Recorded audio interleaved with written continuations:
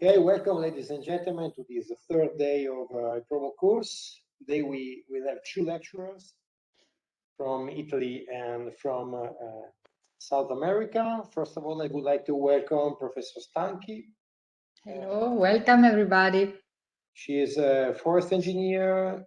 She has a PhD in forestry and she is a soil scientist and she teaches soil science in the University of Turin in the same department of Professor Michele Ferraz.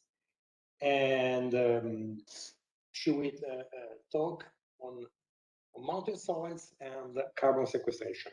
So please, I give the floor to Professor Stanchi, please. Okay, welcome everybody. Before starting, I will just give you some preliminary information. I will subdivide the lecture into two parts with some time for questions, but don't hesitate to raise your hand or just speak and ask questions during my talk. Okay, so feel free to ask whatever you need, even during the talk, because I will check from time to time the chat, but I won't be very quick in seeing raising hands and chat and texts. So please feel completely free to ask whenever you need or something is not clear to you. Okay, so I will try to share. I will share my presentation. Okay. So I hope you see everything. You see my PowerPoint? No, not at all. Not yet.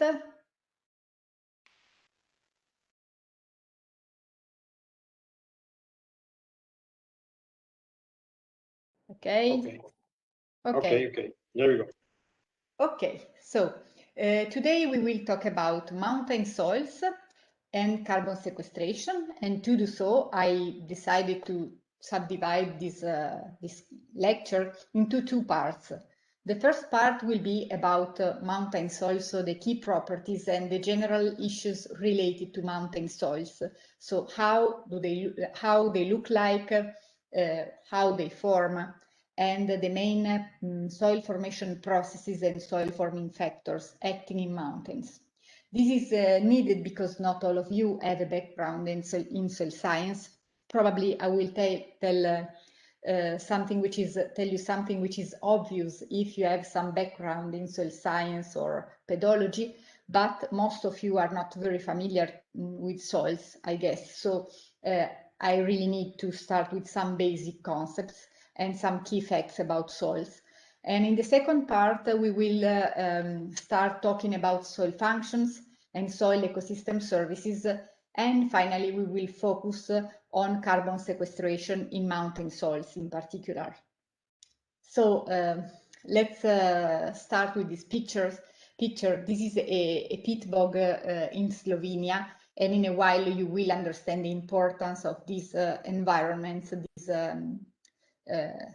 specific ecosystems in terms of carbon sequestration. So I decided to use this picture because peat bogs and wetlands are particularly relevant sinks of organic carbon in soils. Then, so let's start with this definition of soil.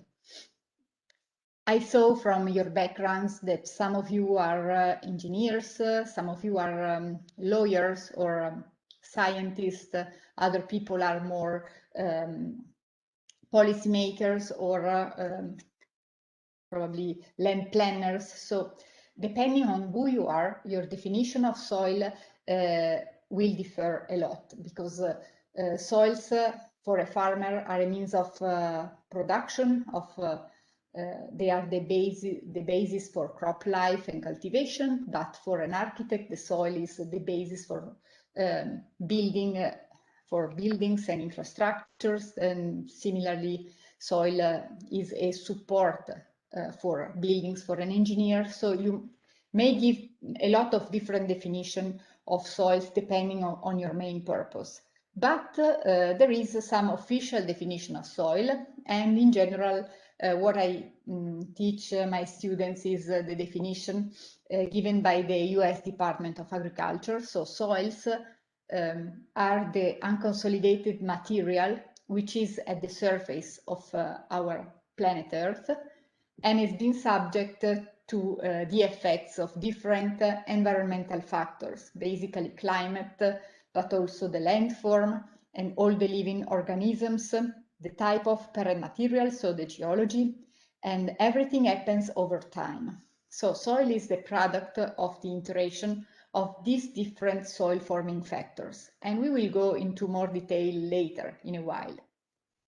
So soil is made of a mineral part and plus an organic part.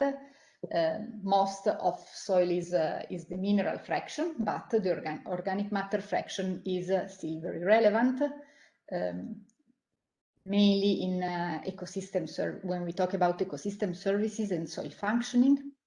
And so this is a definition of soil. So we can say that when we talk to kids or to the general public, we used to say that soil is the skin of our planet Earth. So probably, I'm not sure if you know, but we are still in the International Decade of Soils, which will end in 2024 and started in 2015, which was the International Year of Soils. And just to start, I would like to share with you this video, which is about soils and soil threats, which can put soils. So what are the main threats which can put soils into danger? So I will share the video. Just let me know if you can hear properly, because if not, I will share the link and everyone will watch the video alone. It's just a 5 minutes video. Okay, so I will try to share. We overlook it. We walk all over it, trample it every day.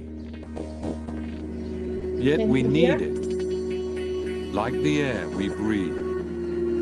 It's about time that we talk about soil, and certainly about time that we start protecting it. There can be no life without it. It feeds us, and we are responsible for it.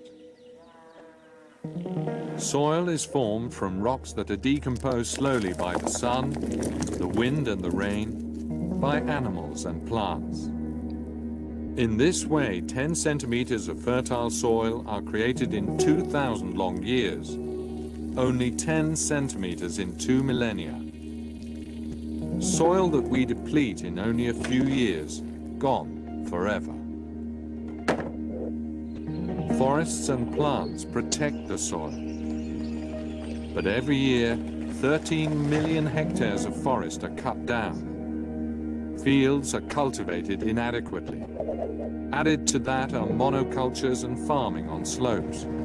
After the harvest, fields are left naked and unprotected. All this greatly accelerates erosion. And so, gone with the wind, washed away by water.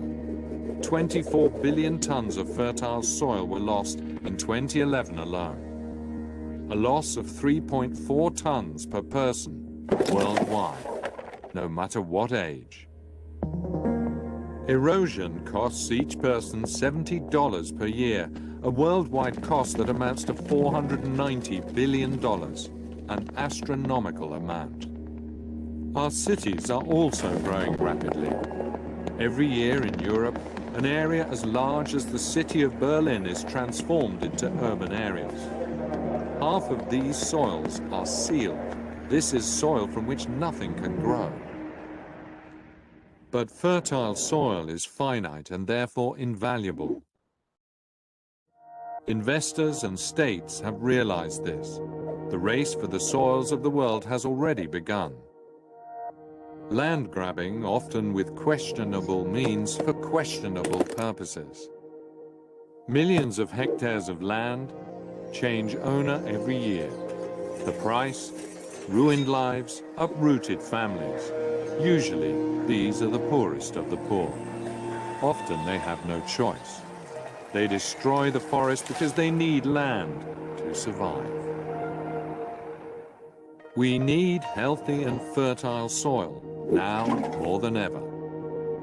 Projections say the available arable land per Earth inhabitant will be reduced by half by 2050. But already today, 1 billion people go to bed hungry night after night. That's 1 billion people too many, and this number will increase every day if we do not distribute soil fairly. If we do not increase yields dramatically on every piece of land, or simply discover a second Earth, but we might not want to rely on that option. Soil and land issues rarely get our attention, or that of our policymakers. We see the full supermarket shelves and believe that things will stay like this forever. We live on credit at the expense of soils, but they are not inexhaustible. We take out money from a bank account into which we never make any deposits. One day, this account will be empty, our credit overdrawn, and our soils will be gone.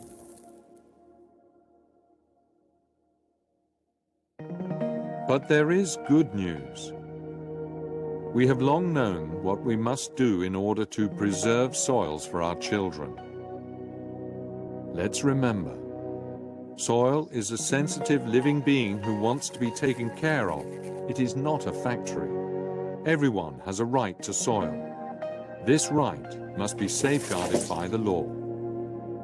And we cannot afford to bury our livelihood under a layer of asphalt. Now it's up to us. We must open our eyes and find ways to apply our knowledge, so we don't end up losing the ground under our feet.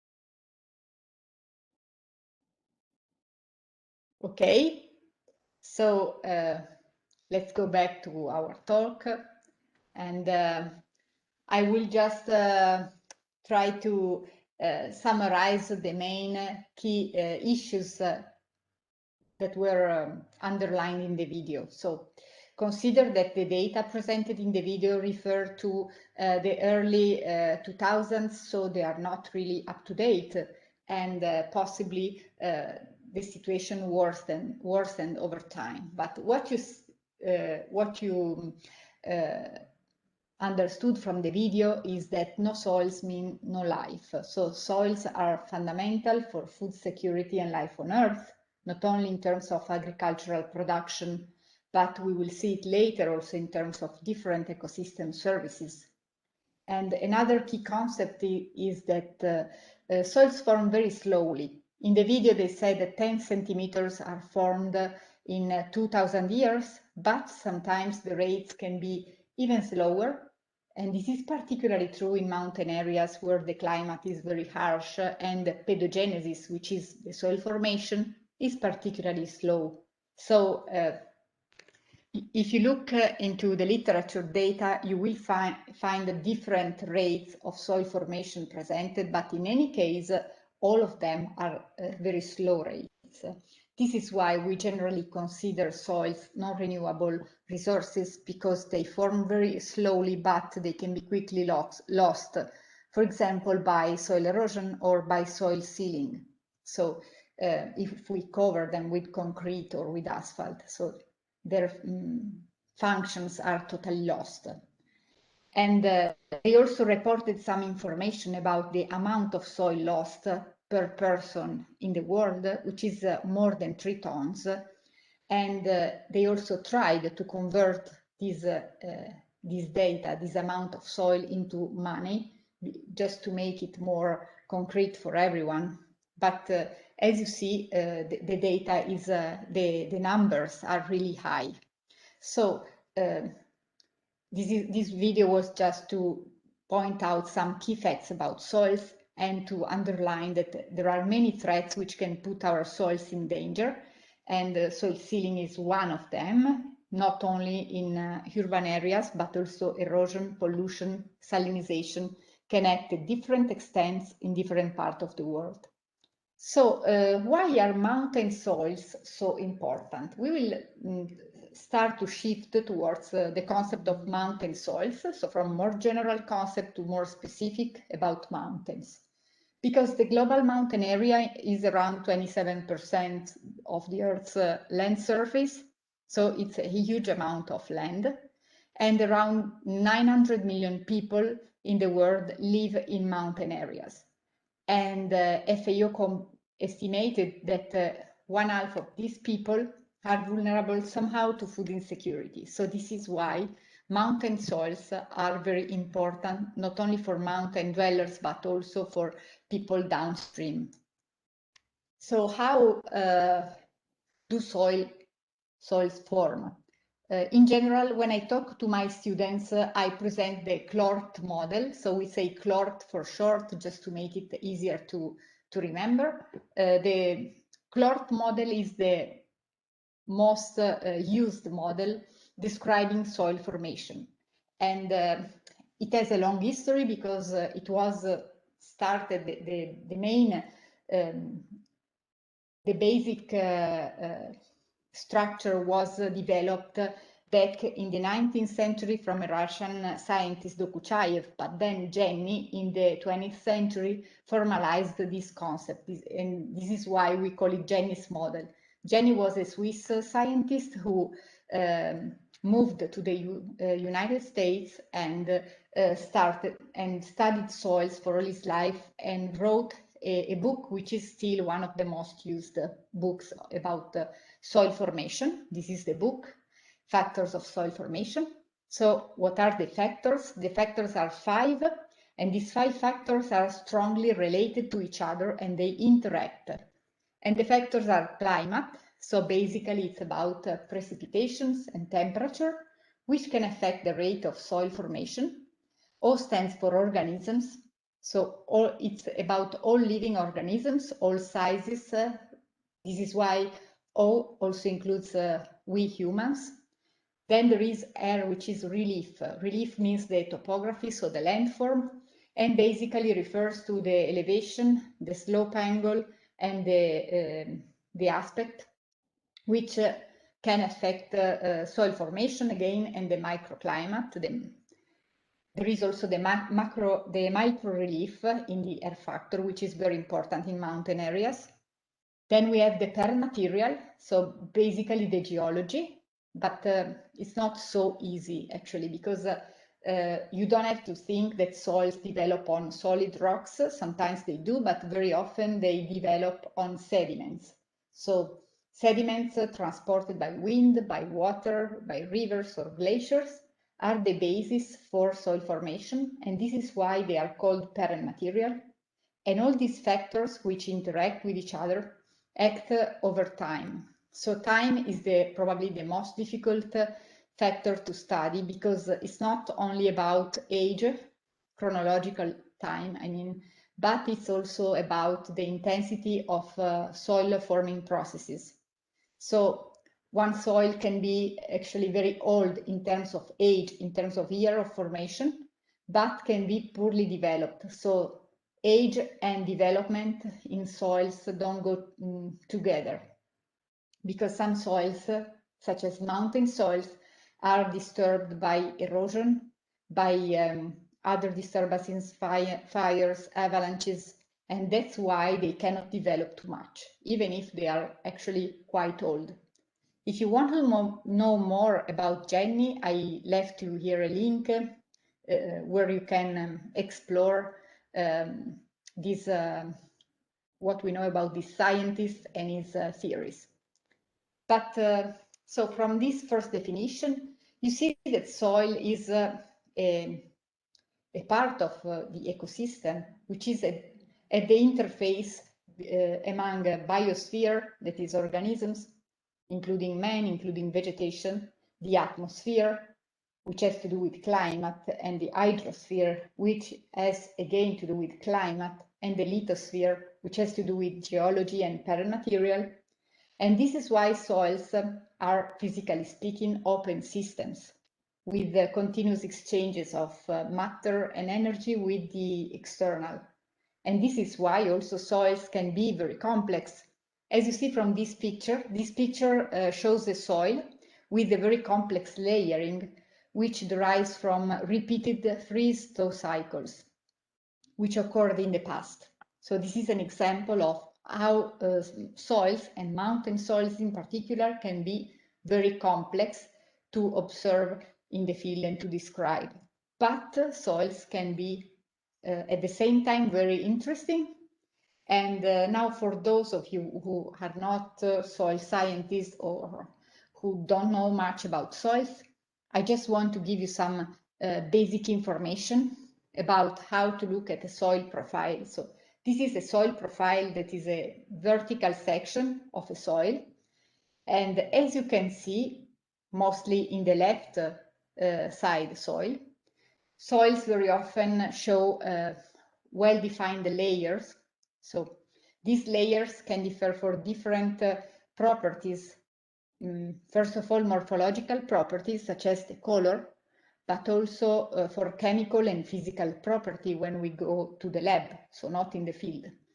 The color can be observed in the field, and as you see, the transition between one layer and the other can be sharper or more gradual, depending on the soil type.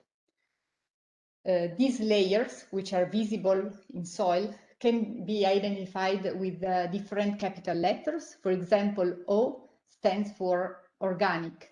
So organic is basically litter and humus. So dead leaves, residuals, wooden residuals, and so on. And this is a very light fraction, which is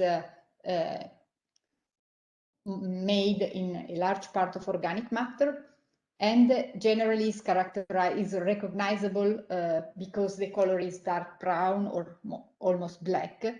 So the black color in soils in most cases indicates a larger percentage of organic matter. And then we have some A horizons, not always, for example, not here. The C horizon is the parent material, and then the intermediate horizon are B horizons. Then we can go into much more detail. We could go into much more detail, but I don't want to go to do it now. But this is just to let you know how we study soils in the field. These soils refer to forests in the Eastern Alps. The first one is a typical soil under spruce forest or coniferous forest in general. And the second could be even under the deciduous forest. So these are two typical alpine soils under forest cover. So as we saw, soils in soils we can identify several horizons, which different properties. So we attribute different names to these horizons. We can also classify soils because humans have a need to classify things, and this is what we do with animals, with plants. So we do the same with soils. And we have a key for different keys, different manuals to classify soils. And one of the most used soil classification systems is the FAO-WRB, which stands for World Reference Base for Soil Resources. Here you have the cover. You can Google it and get the book. So this is about soil classification.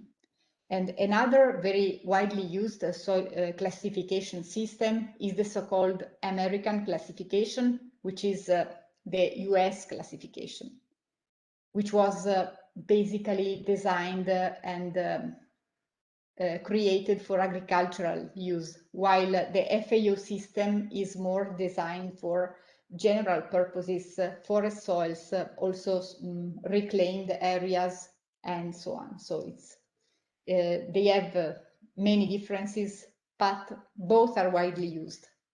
So how many soils can we observe in the world according to the FAO classification? We have around we have 32 big taxonomic groups, which are called reference groups, and we can say these are the main soil types. And then in each group, we can go into much more detail. So just to give you an idea, this is the planisphere with the main soil types according to FAO definition. So as you probably noticed, there is some clear overlay between the climatic conditions and the soil type. For example, if you look here at the Amazonas, you see soil is more or less homogeneous. We are in a very specific environment, ecosystem. The same is for the Sahara Desert and also for circumpolar regions. So there is a quite good correspondence between soils, climate and biomes. For example, the tundra soils, the taiga soils, and the tropical soils, tropical forest soils, and so on. So just to sum everything up, soils are important because they have a lot of functions and they need to be preserved because they form very slowly. Soils preserve also a big amount of biodiversity in terms of number of species, number of individuals, but also from the genetic pool point of view. And unfortunately, according to FAO, around 1/3 of the world's soils are degraded at some extent due to different factors, depending on the environmental conditions. Sometimes salinization is the main threat, sometimes it's erosion, sometimes it can be pollution, but almost all soils are somehow prone to some soil threat or some soil degradation type. So, what about mountain soils? We said that soils in general form pretty slowly, and this is even more true for mountain soils because we have two types of soil formation. We already said the soil formation can be called pedogenesis. So we have two types of pedogenesis. From one side, we have a progressive pedogenesis, which tends to create well-organized soil profiles with well-visible layers. It promotes the differentiation of different soil horizons and promotes also soil development through leaching, so water percolation through soil. Soil becomes deeper and deeper, but at the same time we have a process which is called regressive pedogenesis, which tends to keep soils kind of younger. This means a rejuvenation, a periodical rejuvenation of the soil profile due to what we call retardant pedogenesis, that is soil truncation, burying of soil horizon due to shallow landslides or other land movements, or erosion, so soil redistribution processes, but also avalanches and so on. So from one side, the soil is built, from one side, the soil is like degraded. And mountain soils also present a very high variability in time and space. If you look here, we have three soils with the three corresponding landscapes. So these three different sites were a few kilometers far from each other in the Slovenian Alps. So as you can see, soils can have very different appearances and different morphology, colors, and so on. So the one on the right is the peat bog soil, the organic soil I showed you at the very beginning.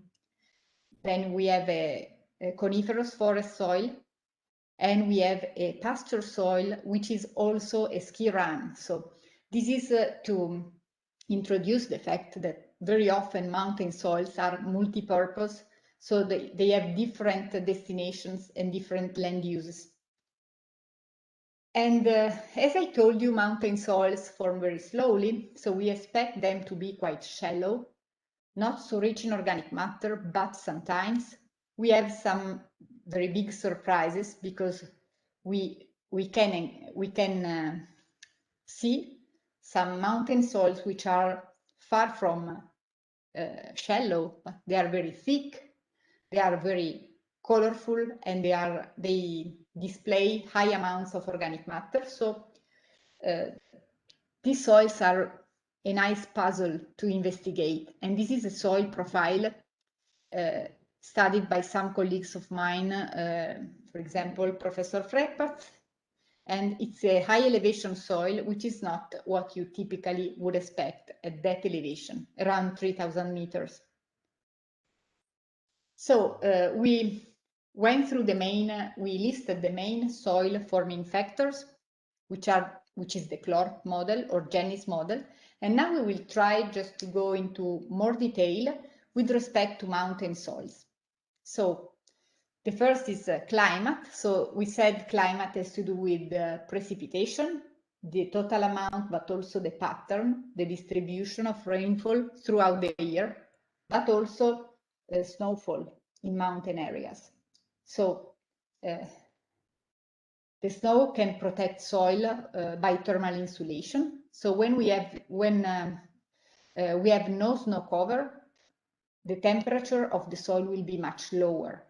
And this is one of the possible effects of climate change on mountain soils. Just to give you an example, this is an experiment made by my colleagues who made what we call a snow manipulation experiment. So consider these two different soils. They are very close to very close sites. In the left side, the snow cover was left undisturbed during winter, while in the right side soil, they shoveled the snow cover after each snowfall. So the soil was always left bare without snow cover throughout the winter season. And what happened in spring was that vegetation started growing in the natural soil and disturbed soil condition, while the soil without snow cover during winter showed a retreat, showed some very slow vegetation development in spring due to the lower temperatures, so different ecological conditions. So the phenology of the plants was strongly affected by the snow manipulation experiment. And this is what more or less could happen in mid-altitude areas due to climate change and the changes in the snowfall pattern and the snow cover. Organisms have to do with the vegetation, basically, so the vegetation belts and the tree line position in the mountains, but also with animals, so soil-dwelling animals, but also animals who live on the soil. So in this case, you see the pasture again. Also plants play a relevant role in soil development. If you remember the slide we saw a few minutes ago, the deciduous tree forest and the coniferous forest showed two dramatically different soils. And also the different herbaceous plants can act on soil stabilization through the root apparatus in a very different way.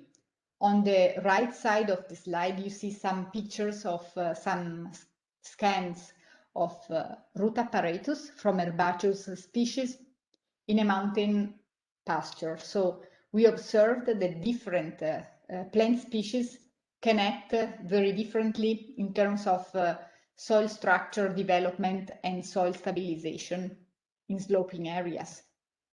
And again, the soil biota has to do with a very huge below ground biodiversity. Here you see just an example of how many microorganisms or animals and insects and worms, earthworms, can be hosted by, let's say, a cubic meter of soil. And this is a prairie soil, which is particularly active from the biological point of view.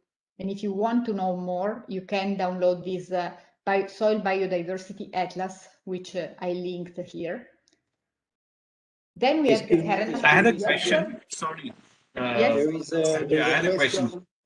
Yes, There is a question of on course. IPUs, please. Could you go to the slide where you show the conifers and the cattle? Yes, sure. Just I just go back. So my question. Sorry, not that back. This one. No. No. Just 2 slides before what you were showing us now. This one. The one after this, I think. Go on. This one? Or no? Continue. Continue. This one. This one with the prairie soil. The one before this. Sorry. The one with the cows. The cows and the. Okay. This one. So my question is that often in mountain landscapes we find that there's a very clear differentiation between the tree, the portion where the trees are growing, and it can be very dense, and then we find grasslands. And what is the role soil plays in this? If you could explain.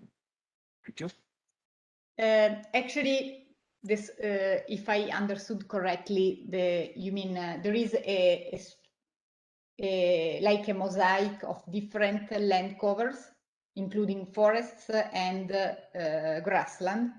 So this is in the Alps. This is in most cases due to human disturbance in the past, because people deforested large areas in order to create pasture. Okay, and so this pasture was probably in the past occupied by trees. So, soil is somehow affected by this land use change and reflects the different land uses in the soil properties. Sometimes we find soils which are more likely to be soils under coniferous cover, even in grassland, because the past land use was forest. I'm not sure if I understood what you meant. Okay. That's right. That is what I was asking. Thanks so much. Okay, thank you. So, if some other question or maybe later. Okay, so we can now pass to the second soil forming factor, which is the parent material. So the geology or the sediment, the material where soils form.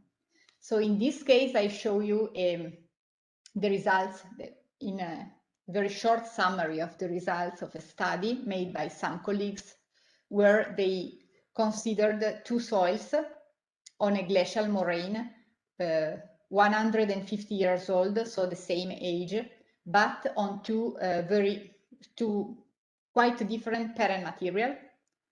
This one was richer in serpentinitic rocks,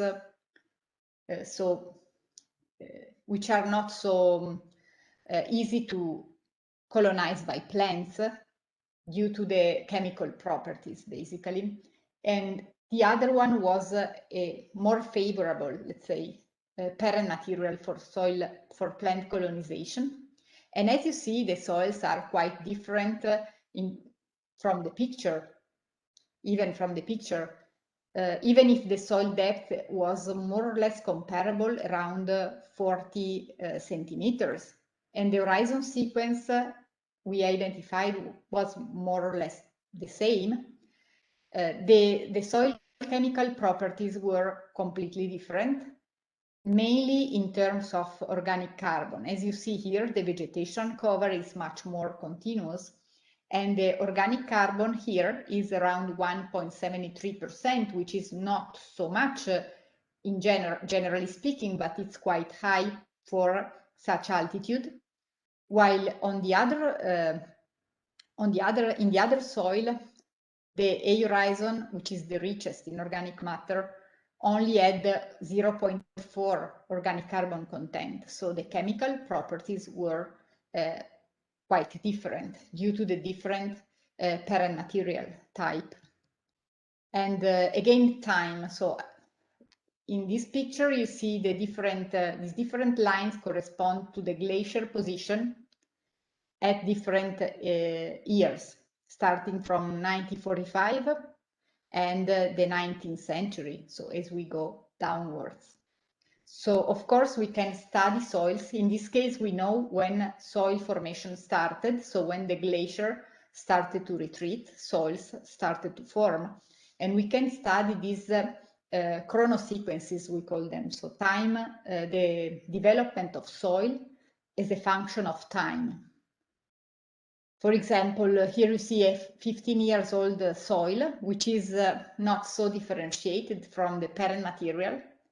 As you see, no clear horizon is visible, but the soil is mostly made of the sediment, so the parent material, even if some browner color is visible on top of the soil profile due to a very initial organic matter deposition. But as you see, the vegetation cover is quite sparse, so it's not continuous, and plants can colonize some pockets in the soil where the moisture and nutrients condition are more favorable.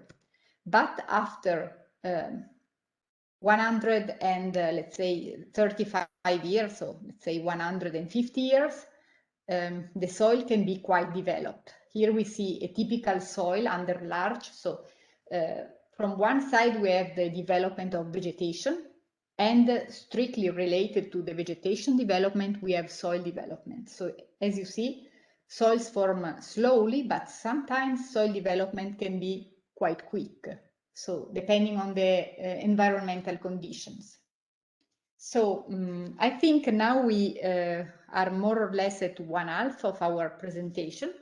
So we finished the part about the soil forming factors and the soil properties and how mountain soils look like. So I would give some place to other questions, if there are questions. And maybe make a 5-minute stop. Danilo, what do you think? And then we can go on with the second part. We can wait just a minute if some questions are. If questions are coming. Yeah, please don't be shy. You should start break the ice. So now it's your turn. I have, it's not a question, it's just a comment. Would it be possible to share the link of the video on the chat so I can share? Yes, of course, I will share it. So then you have all the links in the PDF presentation in case you need. So this is the first video, but we will watch more videos in the second part. So I will again share the links in the chat. Okay, this was the first video. Let's talk about soils. So I will share it on the e-learning platform. Okay, yeah. Okay, so you find it more directly than in the presentation. And okay, so if what do you think is better to do, Danilo? Okay, I guess everything was clear. So you deserve a 5-minute break. Okay. And we see you in 5 minutes for the okay. The next... So I'll be back in 5 minutes. Okay, bye. Okay, so now we start the second part. As I told you before, we will talk about soil function. So what soils can do and what soils can do also for us humans. And we will have a focus on carbon sequestration. So in the first part, we had a look at how soils look like, how they form, and now what they do. So let's go on. So soil functions are manifold. And as you see from this nice infographic by FAO, you have a wide group of soil function and ecosystem services. And the first question is, but why do we talk about soil function or ecosystem services? Do they have the same meaning?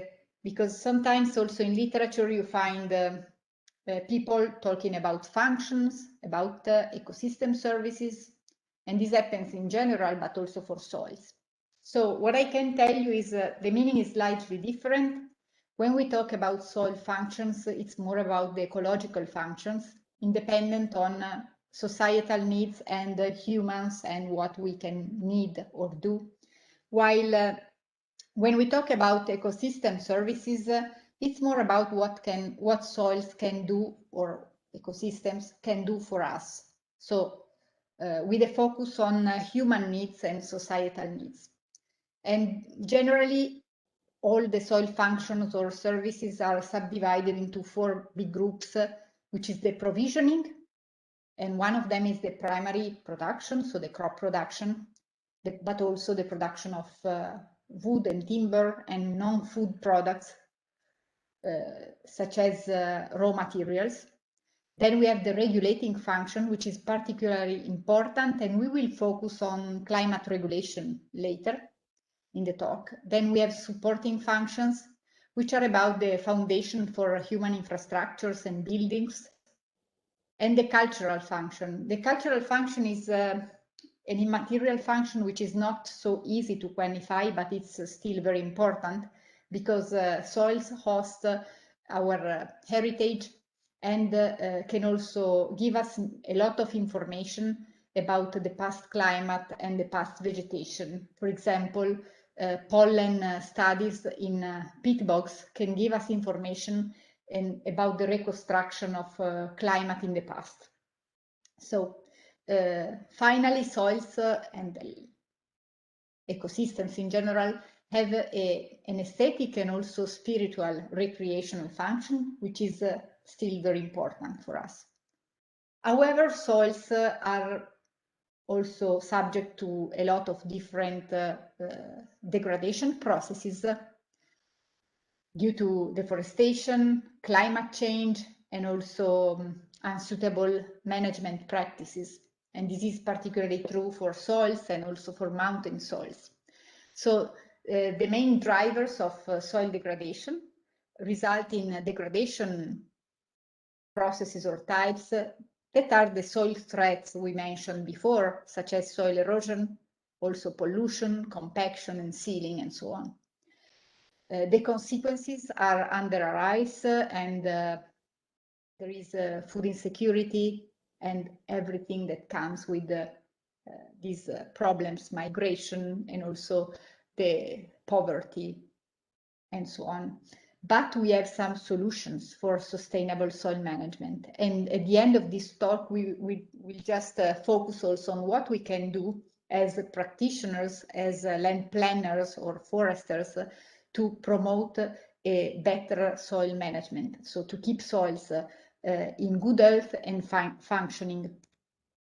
So passing to soil ecosystem services in mountain regions, I recommend you to download this book, which is, of course, freely available on the internet. It's about soil ecosystem services in the Alps, but can be referred to almost all mountain regions in the world. So if you want to take a look, we wrote this booklet basically for practitioners. So it's not targeting soil scientists, but land planners, farmers, and policymakers, so different stakeholders who might be interested in soil protection and sustainable soil management in mountain regions.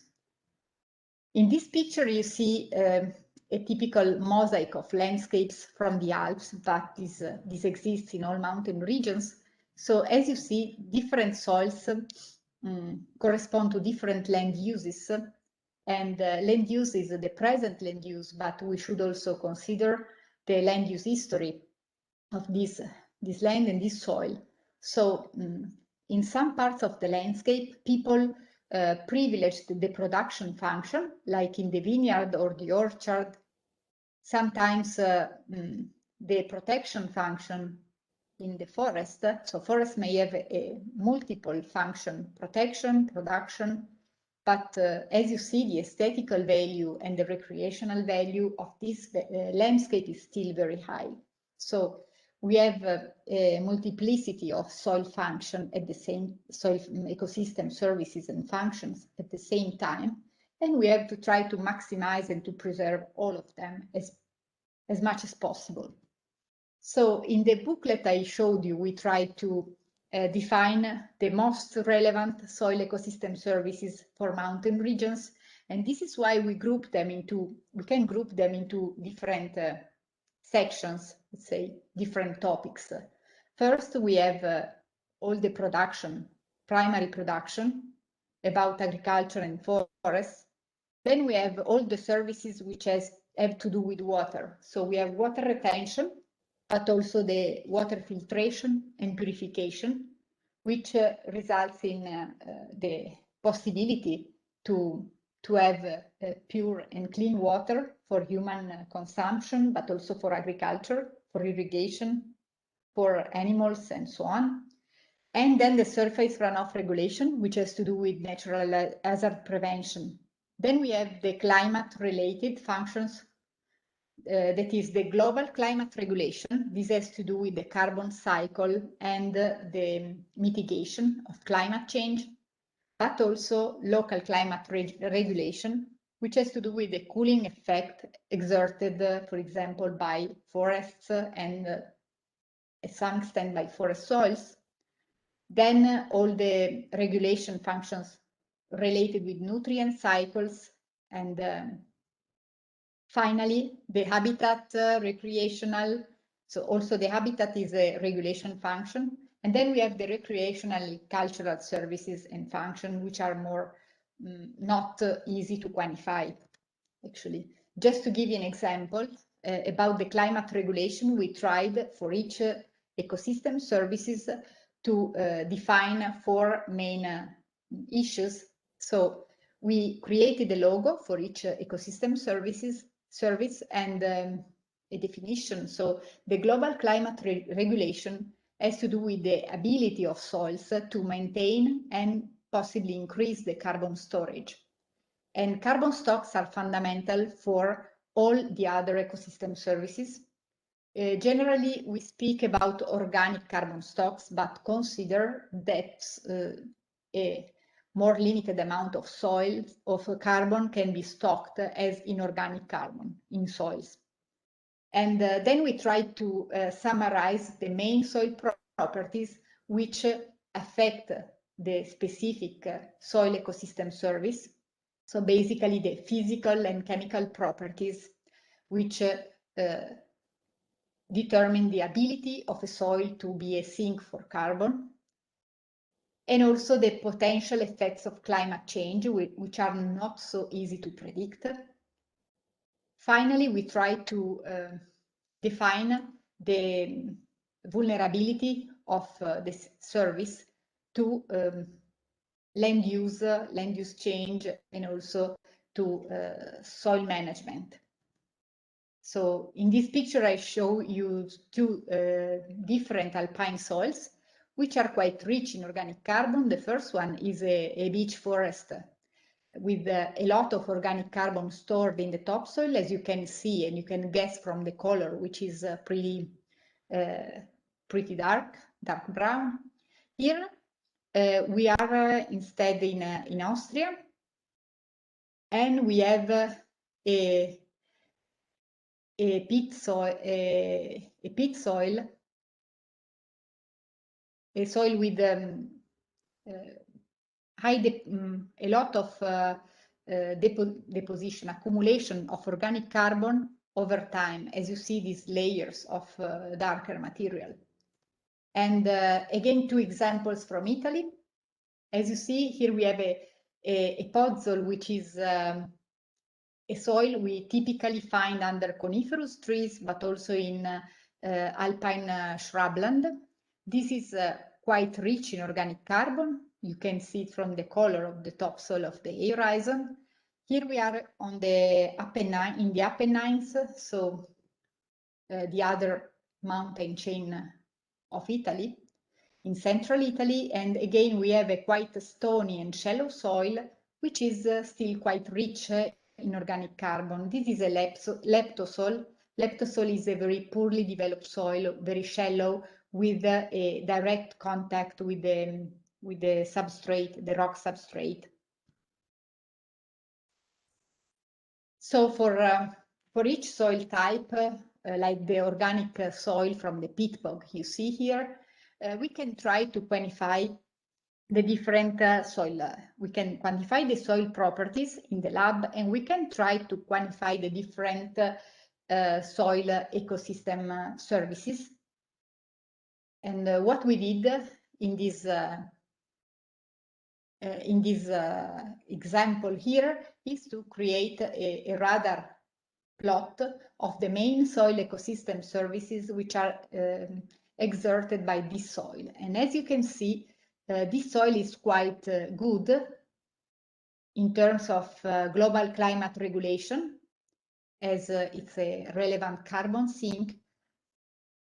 It's very good in water retention. Consider that pit bogs are flat areas, very often concave areas, which can store large amount of water in soil and can also store huge amounts of carbon. Generally, they are typical of wet and cold climate where organic matter accumulation is promoted.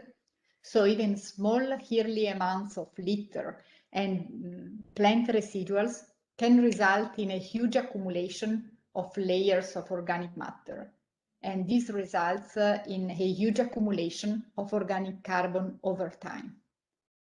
These soils are quite good also in terms of biodiversity and habitat service, because they host very rare species, plant species, and so they are very often natural protection sites. And this is why they are also very important from the recreational point of view. So as you see, the soil has multiple functions and is also subject to many potential threats. For example, climate change could induce the drying of these peat bogs, and when the peat bog is drained, both for human action or natural processes, the mineralization of the organic matter will be very quick, and this is why this soil could turn from carbon sinks to carbon sources, so to release a lot of CO2 and also methane in the atmosphere. And this is why they are quite important in terms of global climate regulation and the carbon cycle regulation. And just to summarize what we said about soils under a changing climate, I would like to show you this video. I show you the video and then I will put the link in the chat. Okay. So I think we will be able to see the video as we did before.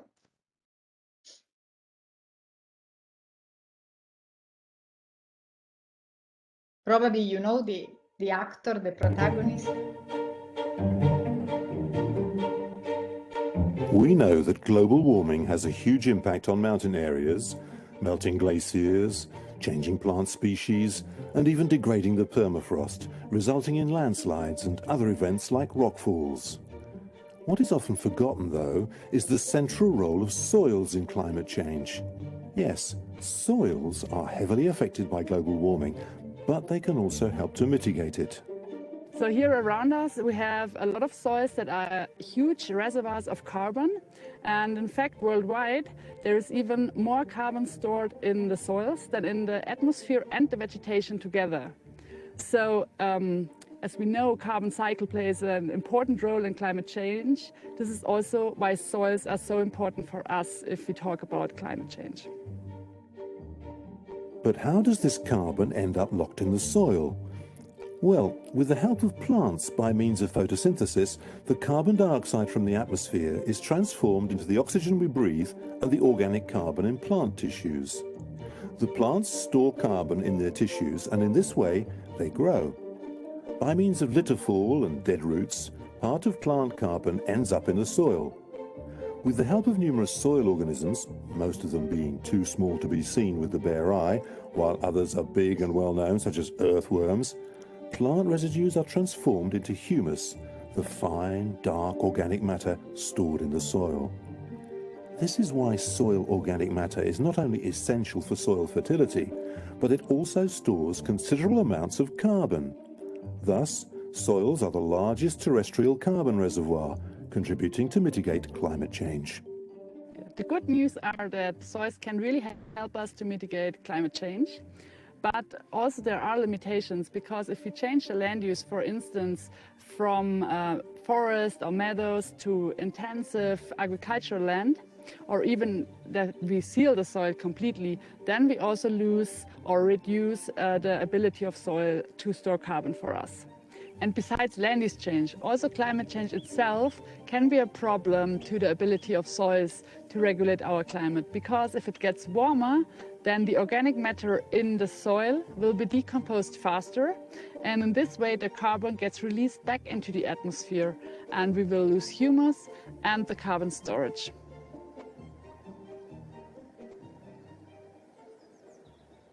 Where we are now is the place where the glacier stopped at the end of a little ice age, in the middle of the 19th century. Now the glacier front is really far from there, more than 1 kilometer.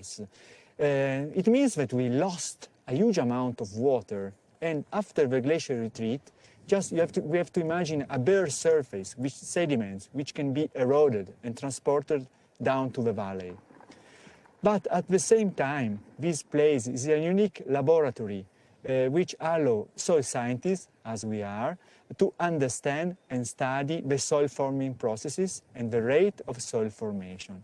And what we found that to form such a unique soils in the Alps takes quite a long time, and also very complex processes. And really, we have to keep in mind that what we have below our feet is something which has been created in a very fascinating and unique way.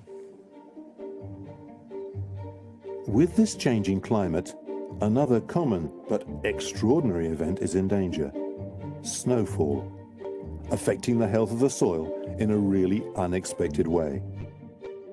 During winter in mountain, we may expect that the soil is frozen due to the cold air temperature.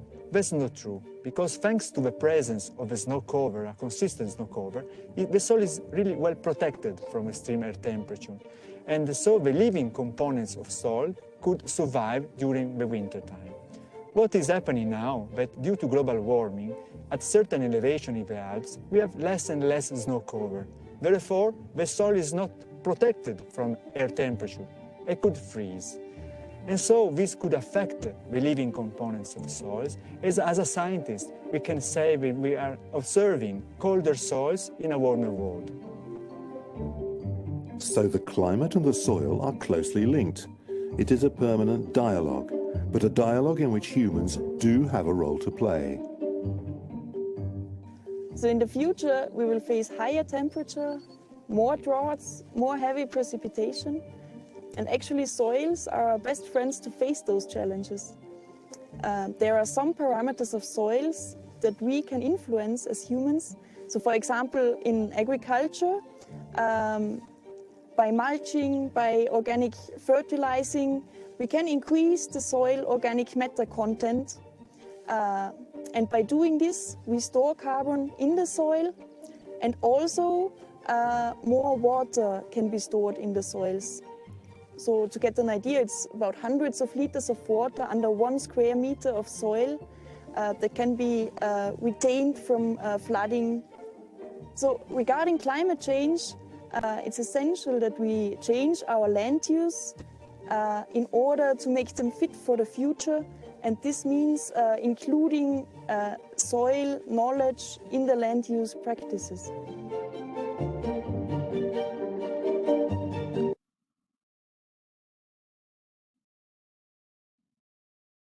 Okay,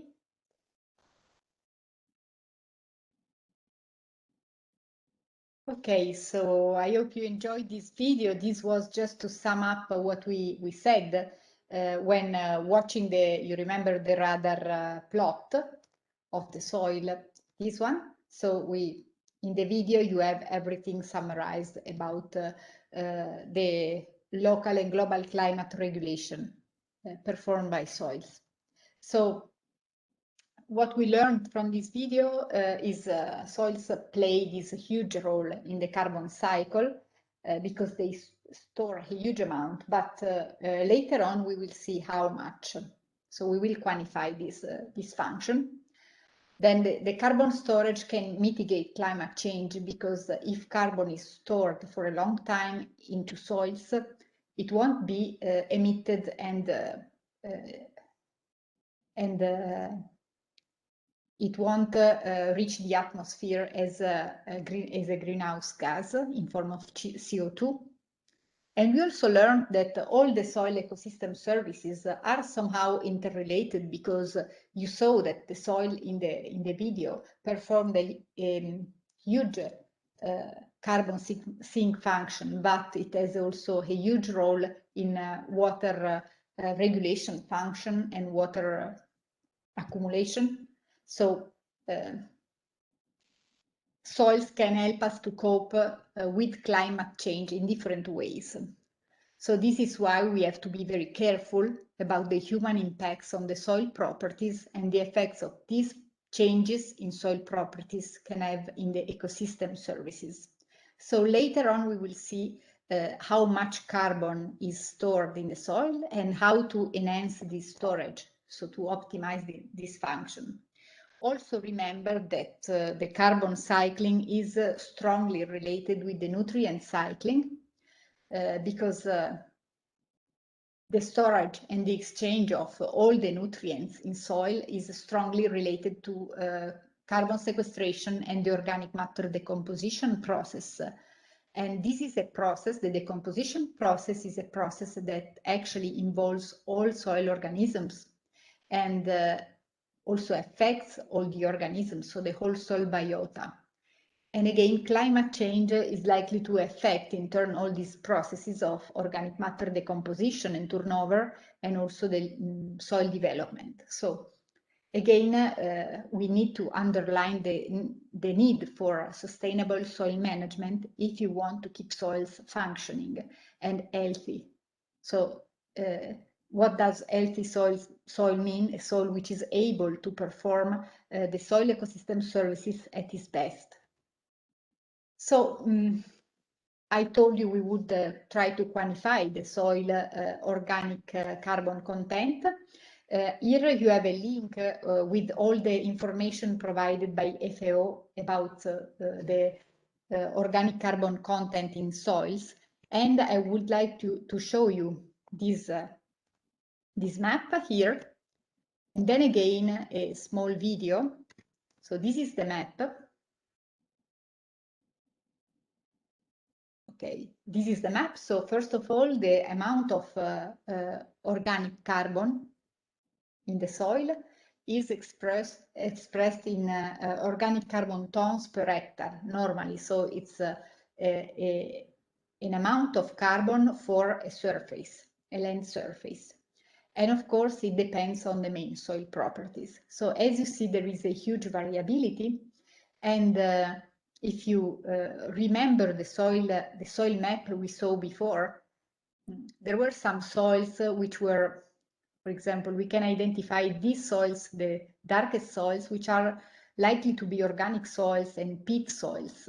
So with a very huge amount of organic carbon. As you see in the deserts, we have very low amounts of organic carbon, so a low potentiality to mitigate climate change, while other soils, such as some boreal soils and forest soils, have a huge potential in mitigating climate change. So again, I would like to show you this video.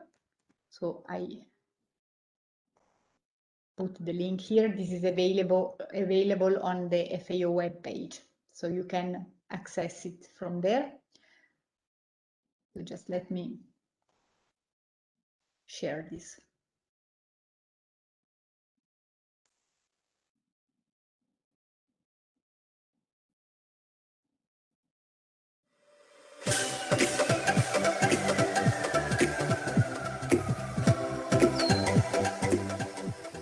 were asked to picture the world's largest treasure, you might imagine a large vault filled with chests of jewels and gold. But the world's largest and possibly most important treasure is buried right beneath our feet. Soil holds massive amounts of organic matter, which increases its ability to store and release the nutrients essential for plant growth. Soil organic matter also increases soil porosity, allowing it to store enough water and air for plant roots. This means soil organic matter forms the basis of soil health and fertility, and so food production. But it carries out another crucial function. It captures carbon from the atmosphere as soil organic carbon. Plants fix organic carbon in soils through debris, roots, and fluids. Soil fauna break down these residues into soil organic matter. Some of this organic matter remains as soil organic carbon. Some is naturally released into the atmosphere as carbon dioxide. It is when we lose soil organic matter through human activities that we face problems. The degradation of 1/3 of the world's soils has already released up to 100 gigatons of carbon.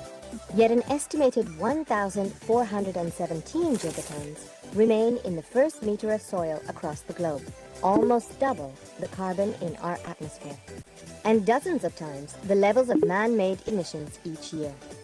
It is clear that losing the soil carbon treasure would increase carbon emissions and accelerate climate change. But we can do something about it. Many physical and biochemical mechanisms protect soil organic matter from decomposition. Soil management practices influence these mechanisms and can bring carbon gains or losses. Since soil organic carbon is highly dynamic, we need to find innovative ways to sequester more carbon by adapting strategies to local conditions. We also need to monitor and report changes in soil organic carbon. And we need to maintain soil organic carbon stocks in vulnerable hotspots. Peatlands, permafrost soils, and black soils are particularly prone to carbon losses. Grasslands store more than double the amount of carbon in all other agricultural areas. Drylands are important because although they have low carbon content per square meter, they cover a large surface area.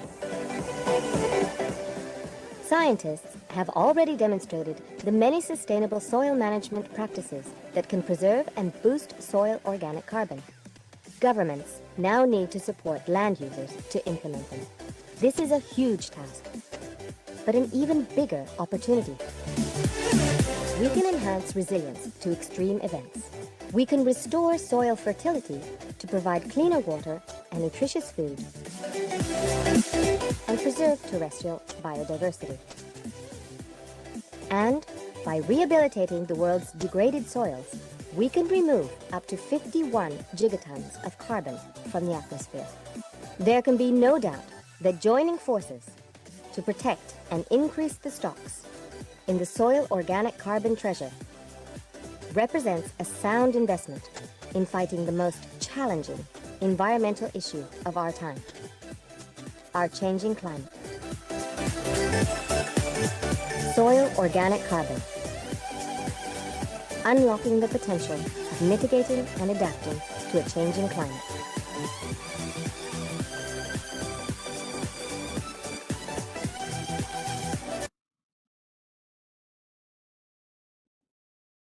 Okay, so I think, again, this video I found it very nice and informative because it really sums up everything we know about soil ability to cope with climate change, not only through the carbon sequestration function, but it also underlined how all these functions and services are strictly interconnected and how we can somehow act and improve the soil resilience. So the concept of resilience is fundamental in soil science.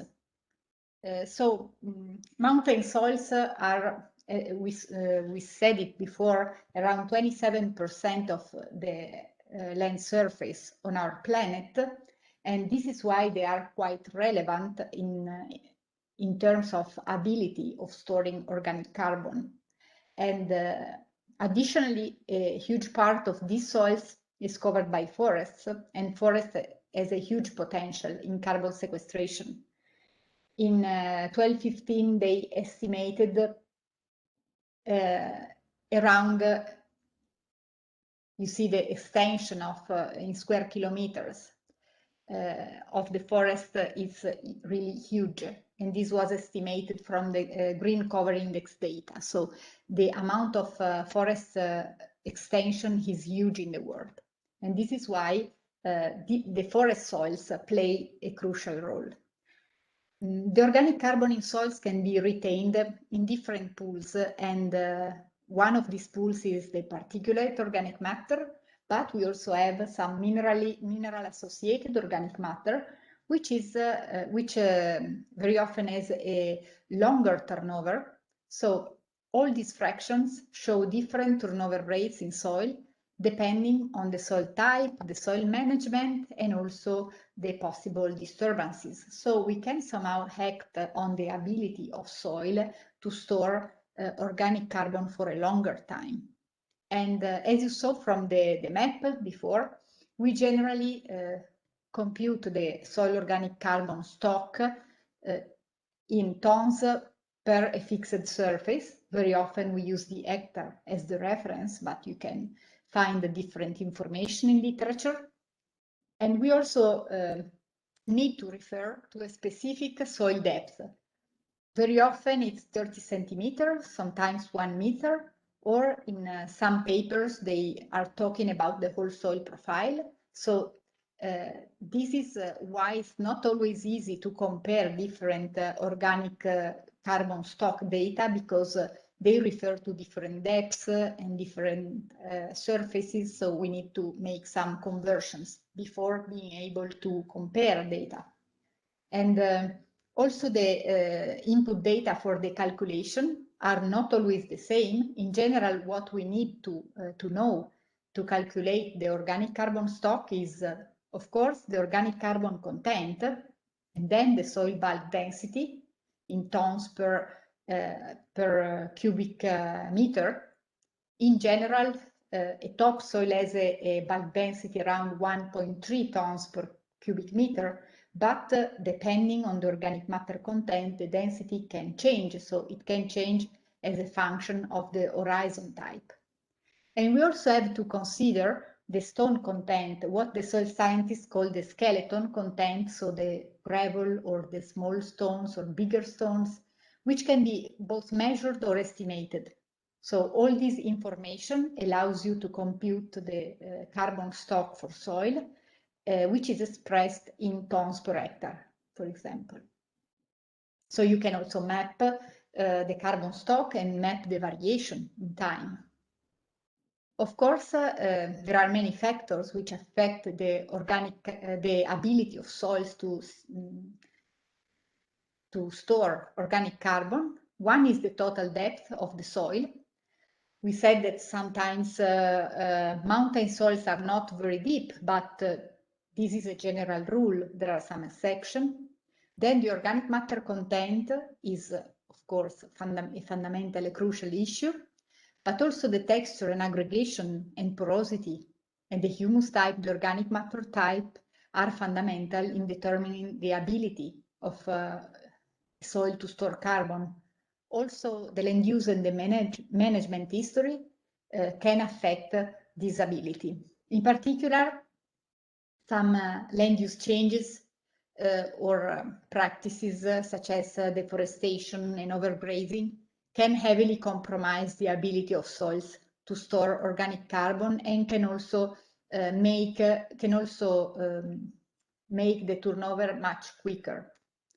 So at the beginning of this year, we completed a study on carbon stock in mountain areas. This study will be in a few months released by FAO, and for the moment I can show you some preliminary results of a review we made about information on carbon stocks in mountain areas.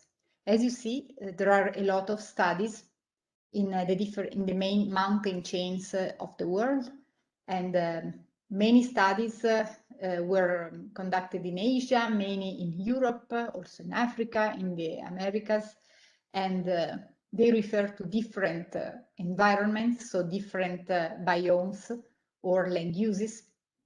And some of them try to study land use changes, so how the land use change can affect the ability of soils to store carbon. So just to give you an idea, I will present some data we found in literature for carbon stocks in mountain soils. For example, in the European Alps, for forests, we found in literature data ranging from 60 to 280 tons per hectare, so with a huge variability. In most cases, they included the organic horizon, so the litter and humus layers, but this is not always true. So not all this data can be directly compared because the methods for the computation of the carbon stock are not homogeneous. Again, in the European Alps, grasslands generally stored less than 100 tons per hectare. Then normally organic soils were not included, so we are talking about mineral soils, so we are not talking about peat bogs, for example. In the Mediterranean, you have quite variable values from, let's say, 40 to 165 tons per hectare. So the dry climate generally corresponds to lower storage, but forest and grassland have more or less comparable values in literature. In the Himalayas, we have very huge content of organic carbon stored. In Africa, again, at the soil profile level, we found in literature a huge range of variability from 150 to 300 tons per hectare. So as you see, the studies covered a wide range of places and land uses or eventually land use changes. So you find a very heterogeneous data. And also the effects of land use changes and land use are quite debated because sometimes they found, for example, that in many cases the conversion to agriculture reduced organic carbon stocks. In other cases, the crops helped storing greater amounts of organic carbon than very degraded forests or pioneer forests. So we cannot generalize the results. We cannot say that forests in general store a lot of carbon because this depends on the management and the stage of development of the forest. And in the Himalayas, they found that agricultural soils very often are depleted of organic carbon with respect to natural soils. In temperate regions, they studied the effects of reforestation or shrub encroachment, and they found contrasting results. So it's not easily predictable what happens when pioneer vegetation colonizes soils. So just to give you an idea, some pictures of very vulnerable and eroded slopes. These were made by a colleague of mine. We are in Uganda and below in Kenya. So these pictures document the effects of diffuse erosion processes on deforested slopes. So this is an example of unwise land management which can induce erosion. This is a picture with similar effects in the Alps. In this case, erosion is induced by trampling and by grazing and can trigger shallow landslides. So when we talk about erosion, we have to keep in mind that the soil formation rate should be balanced by soil erosion. So in case we have a very slow soil formation rate but huge erosion, there is no balance, and we talk about accelerated erosion, which needs to be contrasted somehow. erosion can be triggered by several factors. We saw the case of overgrazing. This is post-fire erosion, again in the Alps close to Torino, and can be also triggered by cultivation and tillage practices. For example, we recently studied the effects of soil management on erosion in a sloping mountain vineyards in Aosta Valley. We tried to compare, as you see here, permanent grassing with bare soil, and we tried to measure with these tanks the erosion rates after each rainfall event. We also experienced some quite intense summer storms, and the aim was to study the effect of soil management approaches and the tractor passage on soil erosion, and also in the nutrient cycling. So we made this 6 years experiment, and what we found is that permanent grassing could reduce erosion 10 times sometimes, depending on the intensity of the event. For a strong event, even 10 times less erosion. The tractor passage was particularly bad in terms of erosion because it contributed to erosion independent on the management adopted, and particularly on the bare soil. But erosion was also was also accompanied by a considerable nutrient loss, because the sediments eroded were significantly enriched in organic carbon and also fine soil fractions. So there was also a considerable depletion of nutrients. So as you see, the different soil functions are strongly interrelated. So the last video I want I leave you the link here, is about this vineyard. So you can then, I think you can explore this video alone. You find the link in the slides. These videos, this and the previous, were made by our department in a European Union project about which was called the Links for Soils. This is this one. You can Google Links for Soil and you find all the videos, all the information. And some of the information, I think, can be easily transferred to other mountain regions in the world. So I leave you the link to watch the video if you want alone. And we pass to the final part of our talk about how to preserve soil carbon. So we said that soils can store a lot of carbon. We try to quantify, to give a range of data about carbon stocks in mountain soils. But what can we do to preserve this soil carbon, or even enhance? Of course, increasing organic matter, the organic matter input is a first step. But what we can also affect is the decomposability of organic matter. So try to make the turnover of organic matter longer, so that the carbon is stored for a longer time in soils. But we can also try to favor the interaction between the organic matter, so the organic phase and the mineral phase in soil, promoting aggregation types that can protect the organic matter from a fast mineralization. Also, mitigating and preventing erosion can help to avoid the depletion of nutrients by erosion, for example. So the choice of the irrigation system can be fundamental for erosion mitigation, and also to minimize nutrients leaching and water erosion. And of course,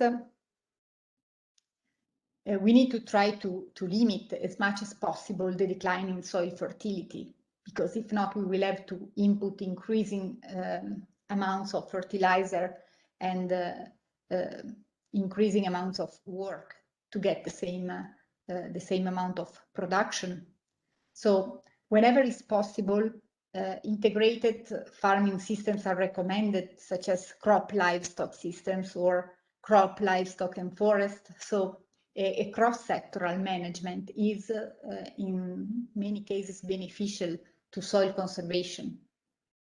Of course, we need to preserve all the areas which are particularly carbon rich, such as soil peatlands and forests, not only because they store a lot of carbon, but also because they are sources of biodiversity and soil biodiversity.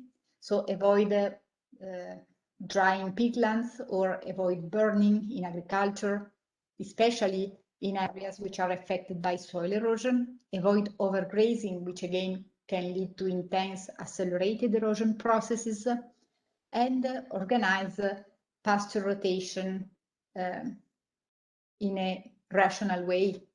So all these possible actions you can take are summarized by this and many other infographics you can find on the FAO website.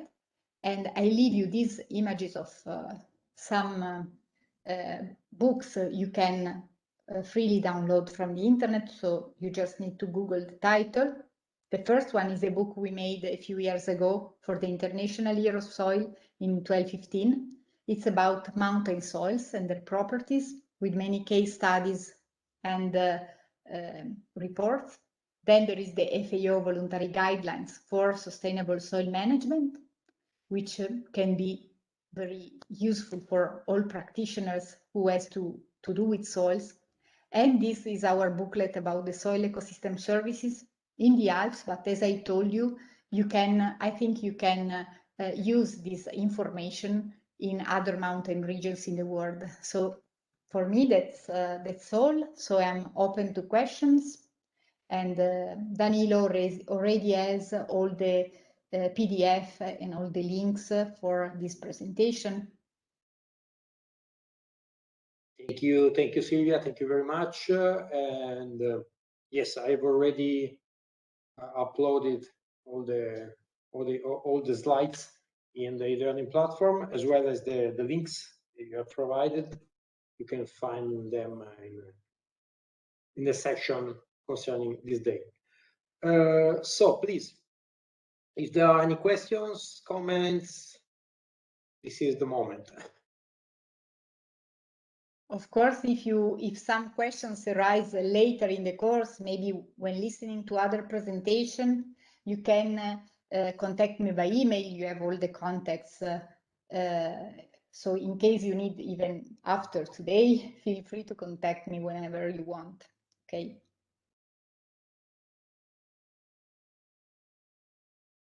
So I hope you found this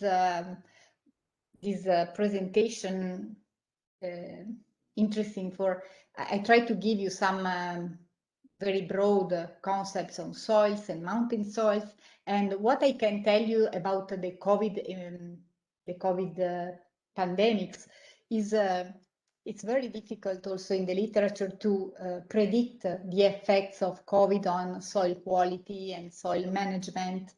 But we can somehow speculate what will be next. For example,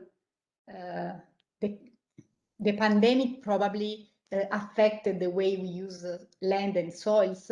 So last year, probably the intensity of the impacts of humans and human activities were a little bit lower than usual, but it's very difficult to try to quantify these effects for the moment. So there are studies going on. Unfortunately, we cannot have the results yet, so we don't know yet, but we can speculate somehow the possible effects.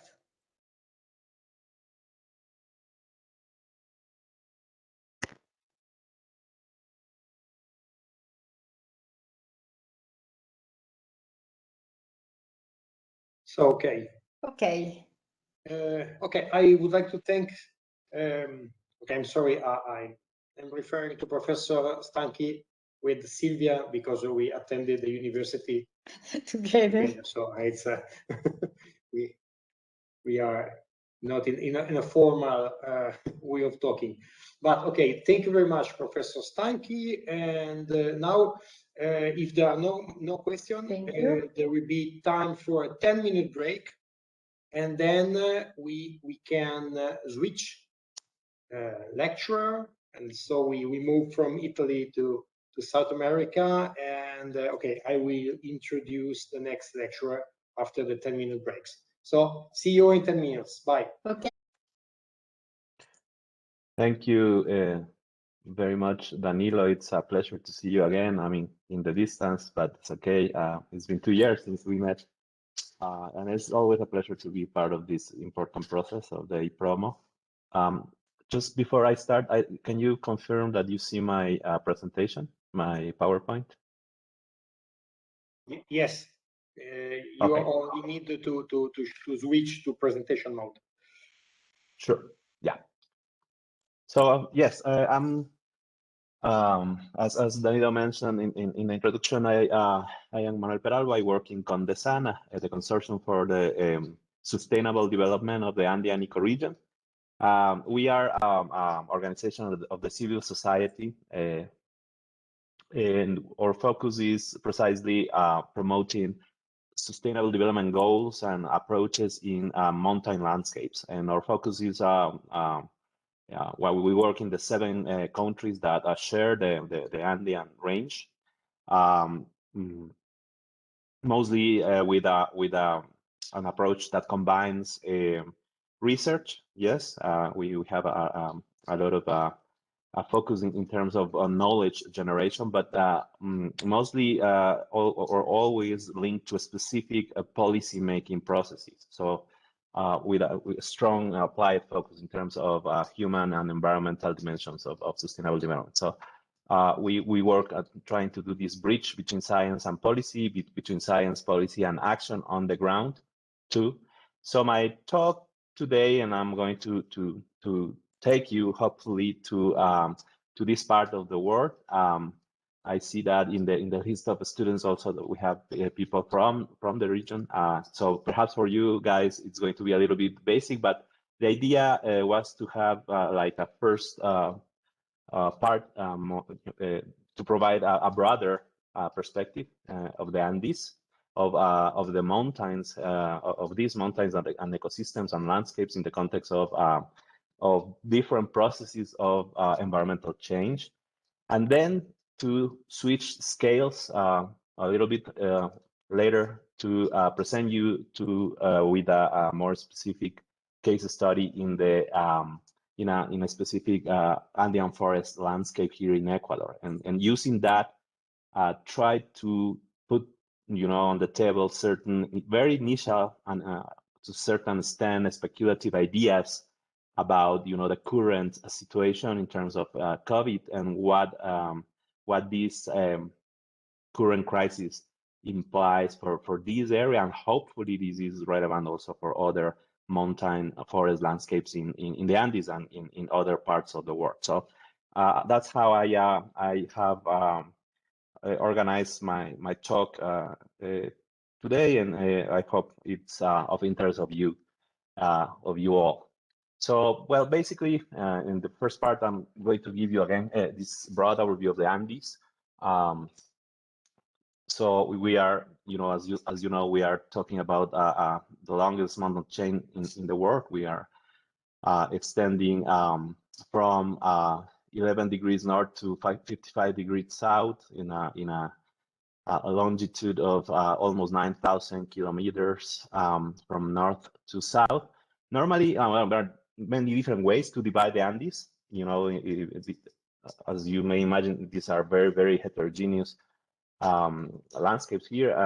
But normally, when you talk about the Andes, you have these 3 big areas: the northern portion, Venezuela, Colombia, and Ecuador; northern Peru also, and then central Andes, Peru, Bolivia, and the southern portion in Chile, Argentina, of course. Of course, this, it's relatively young, even though that changes from side to side. And the Andes, is the result of this uplift process as the Nazca goes into the South American plate. This is kind of a first big overview of the mountain chain, right? And I know that this this IPROMO is also focused on mountain forests, and in this case, on the case of this particular mountain range, the distribution of forests and all the other ecosystems in this area is, of course, a result of many different factors. At the continental scale, we have, of course, the structure of the mountain range. We can see in the left is very interesting and informative graphic that shows us like this transect from north to south, where we have the average elevation of the range, right, in gray. And as you can see, the northern portion tends to be of lower elevation, and then we go up towards the central Andes, and where we have the Altiplano, the high Andean plateau, and then as we go south, then we go down in average elevation. Of course, the maximum elevation changes a lot from side to side, and of course that also controls other things such as distribution of glaciers, which we will see in a second, in terms of the distribution and the importance, of course, of these elements of the landscape. That distribution from north to south of the Andes, of course, generates continental scale differences in terms of in this right side of this graphic, we have precipitation in millimeters per year. The blue colors are higher precipitation. The yellowish colors are arid areas with less precipitation. So you can see a huge variation as you move from north to south. Of course, that's the result of many different factors, such as the global weather patterns that generate, for example, that in the northern Andes in Colombia you have a lot of precipitation in both sides, in the western and eastern sides of the Andes. As you move to the south, then you will see that the eastern slopes of the Andes keep these high precipitation areas, but in the western side, then you start to have this very large coastal desert, that starts in Peru and goes all the way down to Chile, one of the driest areas of the world. And then in the central Andes and going towards the south, then you have this very dry pocket that is part of the temperate belt of desertic areas. And as you move south to Patagonia, then again you have high precipitation in the Pacific, South Pacific side of the mountain. So a very heterogeneous distribution of precipitation at the continental scale, but this is replicated at smaller and smaller scale, right? So that affects a lot the distribution at the fine grain of different types of ecosystems. And of course, the interaction between precipitation and elevation at local scales also controls vegetation, as we can see, as we will see in a second. The other important thing, of course, in mountains, you know that very well, is temperature. And of course, you have here, the decrease in temperatures as you go up in elevation, but that is also associated with other variables, such as the content of oxygen in the atmosphere, atmospheric pressure, exposure to UV radiation, all different sorts of variables that also generate very specific adaptations of the vegetation and other biotic communities, right, to these conditions in the high mountains. This is a very, I would say, well-behaved relationship between elevation and temperature, and that's a bit different for precipitation, as I just mentioned. That these patterns change as you move in latitude, but also locally, and that is a challenge, as we will see when we try to understand how, for example, climate change will impact ecosystems and ecosystem functions in the future. Other global patterns and important processes. This is the El Niño Southern Oscillation that is a global scale process that affects precisely the western coast of South America, mostly at the equatorial latitudes, and generates excess precipitation. And as a result of the warming of the ocean, that's a cyclical, process that's also being impacted by current climate change, and is important, for example, in the distribution of forest ecosystems, but also, for example, in the mass balance of tropical glaciers. And all these, heterogeneous conditions that we find in the Andes, of course, have been studied for a long time. And this is a very famous scientific illustration that was commissioned by Alexander von Humboldt as part of his scientific expedition to the Andes, precisely, and is one of the first syntheses, if we like to that relate the distribution of ecosystems, vegetation, to these different variables, changes in temperature with elevation, and how that impact the distribution of certain species, and of course the distribution of human activities. So this is an early synthesis, device that has been fundamental in the way in which we see, these broader patterns in terms of ecosystems, vegetation, and now, we try to understand the impacts of climate change, of course, into these vegetation and processes. All these, different characteristics, and of course, there are many more processes important in terms of how to explain, for example, the high level of biodiversity that we have in the Andes, especially in the tropical Andes. This is a global hotspot of biodiversity. That means that is an area with high biodiversity, but also with high levels of processes that threaten this the persistence of this biodiversity in the long term. It has the same number of species as the Amazon lowlands, but in an area that is way smaller.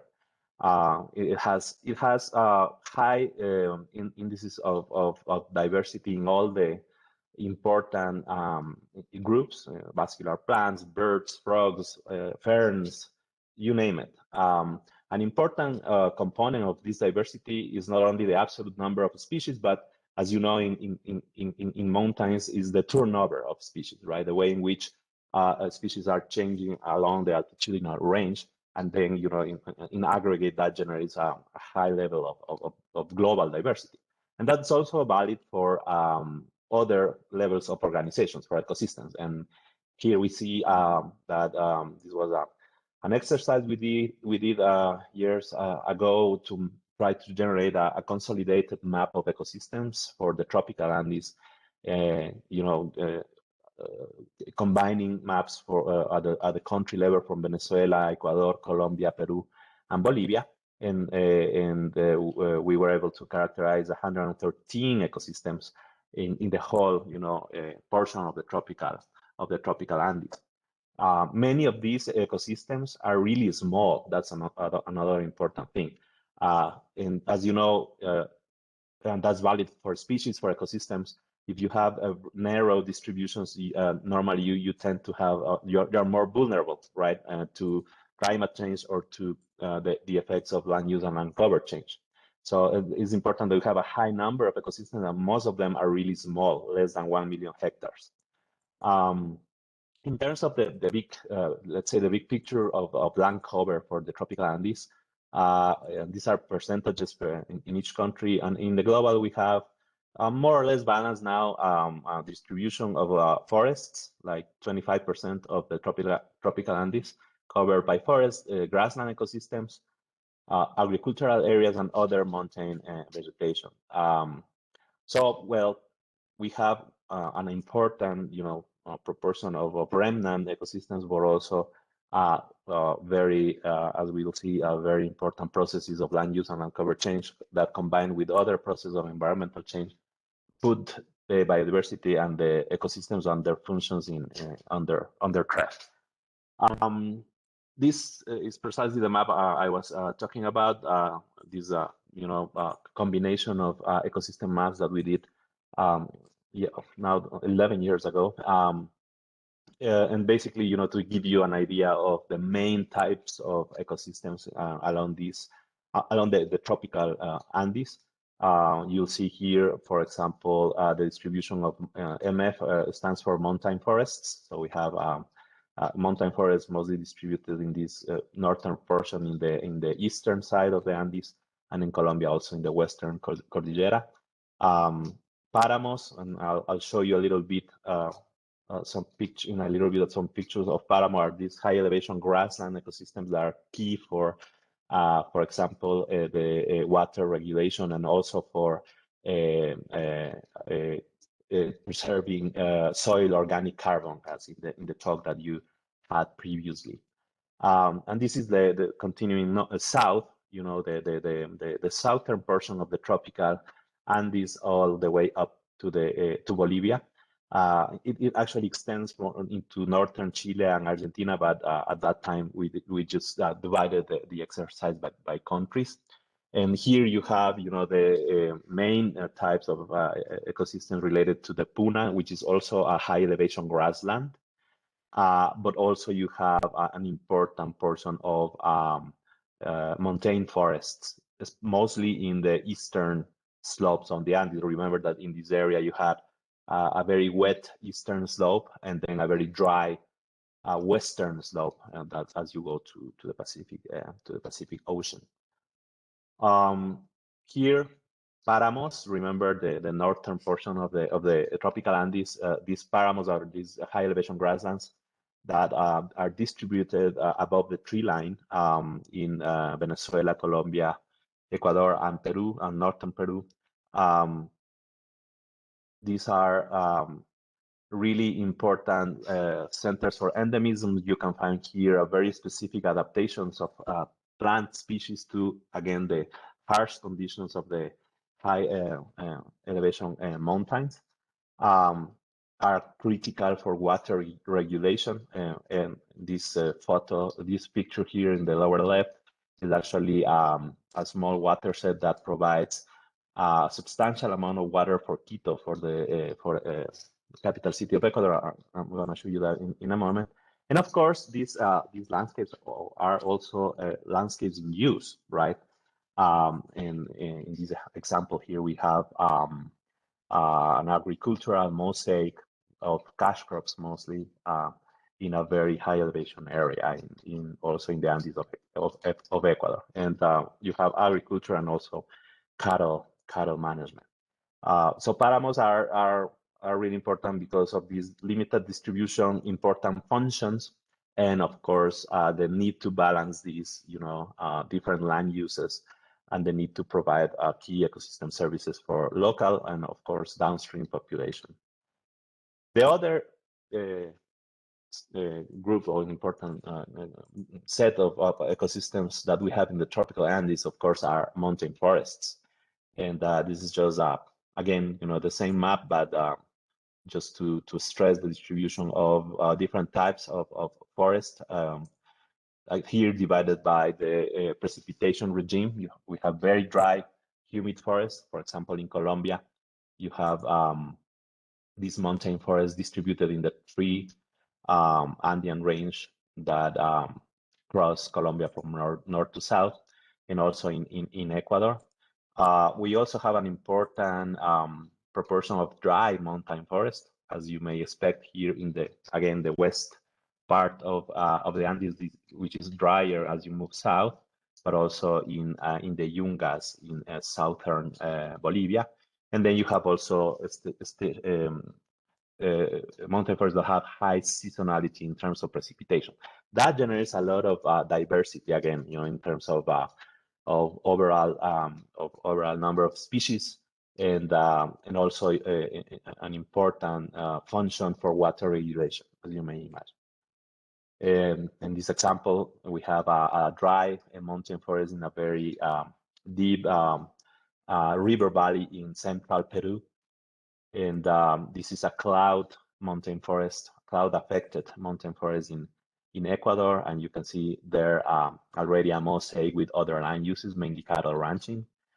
And of course, you know, certain very important areas in history have been located in these mountain forest landscapes, like Machu Picchu here in Cusco, Peru. Okay, so we have a very, you know, broad perspective in terms of diversity in the Andes. And as you may imagine, the nature and distribution of drivers of environmental change in these areas is also very heterogeneous. In this recent very interesting analysis that compares the literature in different mountain ranges in the world, you can see a little bit. Of course, this is the proportion of publications that describe different drivers of environmental change as you move in along the elevation gradient, right? So above the tree line, most of the research, I'm going to focus in the Andes. Most of the research goes into climate change as a driver of change. Of course, it's important because, as I mentioned, and we'll see in a second, for example, glaciers in this area above the tree line are elements of the landscape that are really impacted by climate change. As you move down to the forest and grassland area, then you see that land use change becomes more dominant, right? Because of it doesn't mean that climate change doesn't have an impact, but of course, as the density of human use increases, then of course it becomes somehow also a dominant process of change. And also you have change, you know, in fresh water in terms of, for example, pollution and soils and agriculture. And overall, you'll see that the two most dominant, according to the literature, drivers of change in the Andes and in the other mountains, of course, of the world are land use change and climate change. And this is key in terms of that we already know this, but what we don't know is how these two, for example, interact with each other and provide feedbacks with each other. So focusing a little bit on climate change, here we see a continental scale depiction of trends as mapped by a conglomerate of 48 models for temperature in the top row and for precipitation in the lower row for the 4 quarters. And this is a comparison between this future period that goes up to 2100 and versus this is 1971 should read versus a baseline, a historical baseline. And one thing that I want to mention here is that this, I don't know if you can see these small dots. These dots, when you see a dot here, it means that all the 48 models, and this, by the way, the RCP 8.5, which is, you know, the kind of the extreme scenario in terms of emissions. So all these dots means that all the 48 models agree in terms of the direction of the change, right? So you will see the main difference here is between temperature and precipitation, right? All the models, you know, are in agreement in terms of the direction the temperature will go in the future, right? However, when we are talking about precipitation, the level of agreement at this very coarse scale is very low, right? That means that certain models may predict that precipitation is going up and others may predict that precipitation is going down. Nevertheless, you know, this, you know, provides a kind of a very broad perspective in terms of what may happen with these two key variables in the future. However, at the continental level, this is really informative, but as we move to more local and more local scales, we always face, this challenge in terms of really, trying to understand what may happen with these key climate variables in the future. One of the research frontiers here is downscaling these models and try to, in this way, provide, try to provide information inputs for local or national, even scale planning, for example, exercises, and that has been really, really difficult because,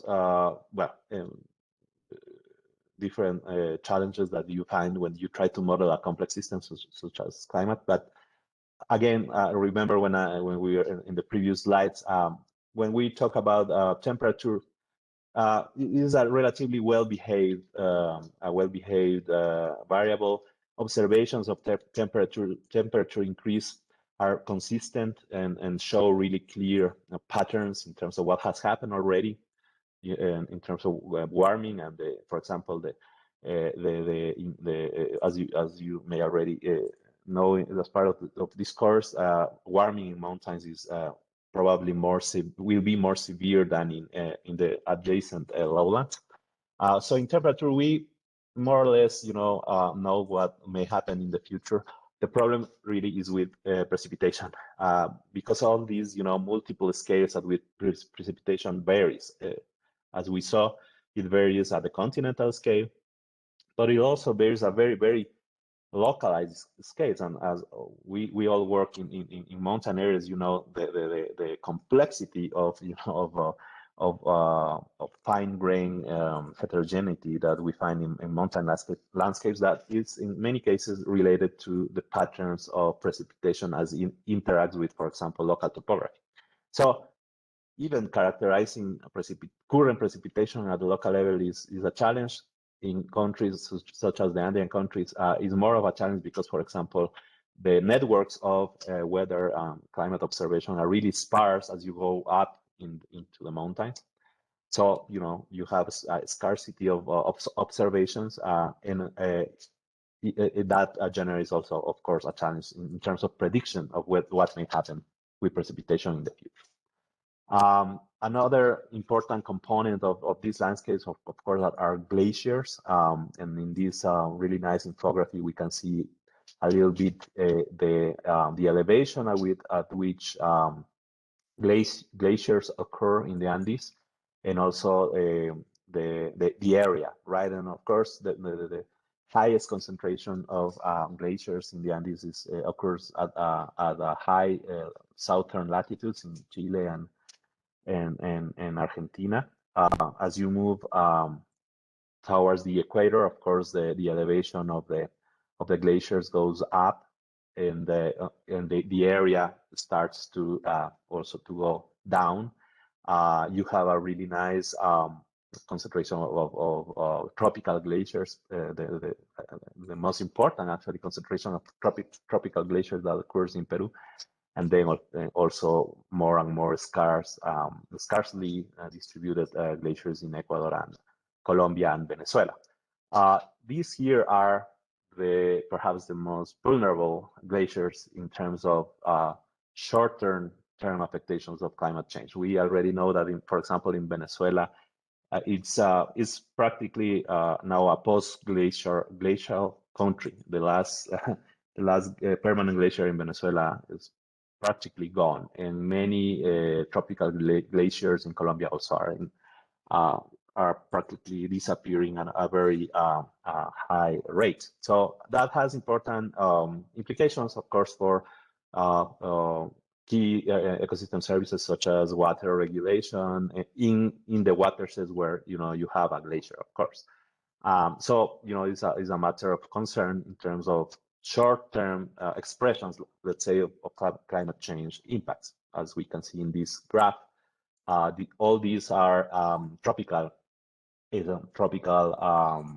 glaciers in Peru and Ecuador, and the patterns are clear. I mean, this is a very clear signal in terms of how glaciers are going down in area and in volume across the tropical belt. And again, going back a little bit to this graphic that I showed you, the Humboldt, remember the Humboldt graphic, this, movement up of the mountain is being registered in all the other components of Andean ecosystems and land use systems, as we'll see in a second. This is a really nice study that revisited the observations made by Humboldt in the Chimborazo volcano. This is the mountain that was used in that particular infography, and then this group came back to Chimborazo and found already the movement of certain species that were registered more than 200 years ago by Humboldt, moving up the slopes of this particular area.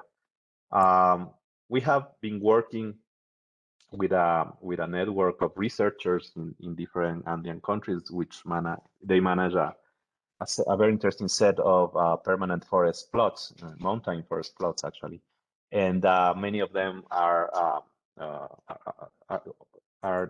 actively monitoring every certain number of years the composition of these forest plots.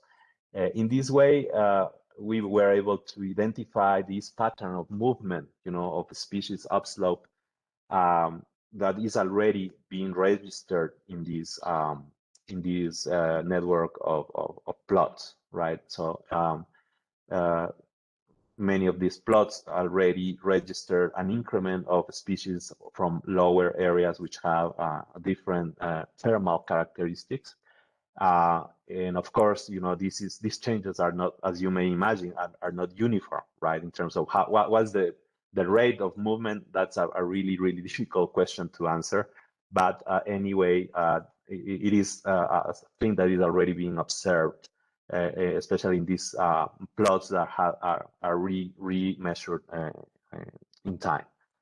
So this is an example of how climate change is affecting, of course, glaciers and very visible elements of the landscape, but also, in this case, mountain forests in a way that is less visible, but is already there. And of course, land use and climate change interact. And in this case, we are looking at, for example, a key process for a specific type of mountain forest, which are cloud forests, which is the elevation at which clouds are formed, right? In terms of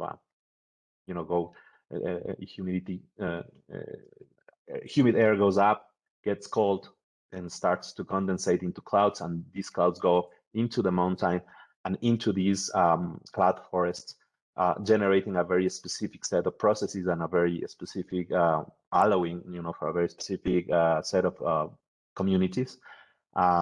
So, when climate change and land use change coincide, this, elevation at which clouds are formed may change, and then, these forests that depend on this input of humidity from clouds suffer from very specific problems. And again, talking about continental patterns, and we'll see the tropical Andes here, right? This is an estimation of threats to terrestrial biodiversity, in terms of vertebrate species, and we see again, the high density of species that may be impacted by, in this case, a combination of different sources of threat, most of them related to land use in this case. So we'll see that, all these different processes converge in the Andes, in the mountains, making them very sensitive and vulnerable as, landscapes to the combined effects of climate and land use and land cover change.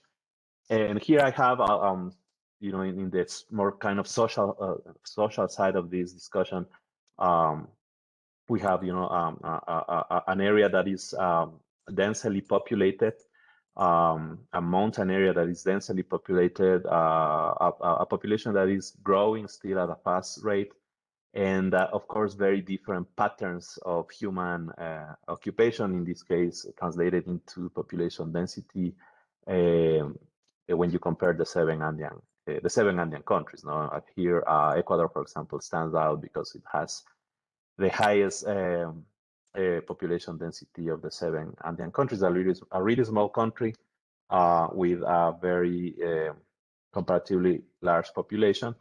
And not only that, but most of that density goes into the mountains. So in this graphic, we have the total population, and then the just focus on these dotted areas here. This is the percentage of the population that live in the mountains, and you can see that Venezuela, Colombia has actually more than 75% of the people living in the Andes, actually, right? Ecuador, about half, Peru, a little bit more than half, and so on.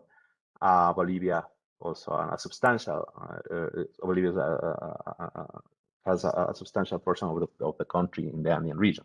So the message here, the pattern here is that these very, important, very diverse landscapes are also very densely populated, and of course, this generates very heterogeneous structures of these landscapes, right? And a level of heterogeneity that is difficult to synthesize, of course. Here is just a very very broad, typology of land use systems that we observe in the area. You have pastoralist systems mostly located in the central and southern Andes, high elevation systems that where Andean camelids dominate. Of course, agriculture above 4,000 meters is really challenging, so it makes all the sense that these pastoralists dominate in these areas. But also you have very, mixed systems in terms of areas where you do have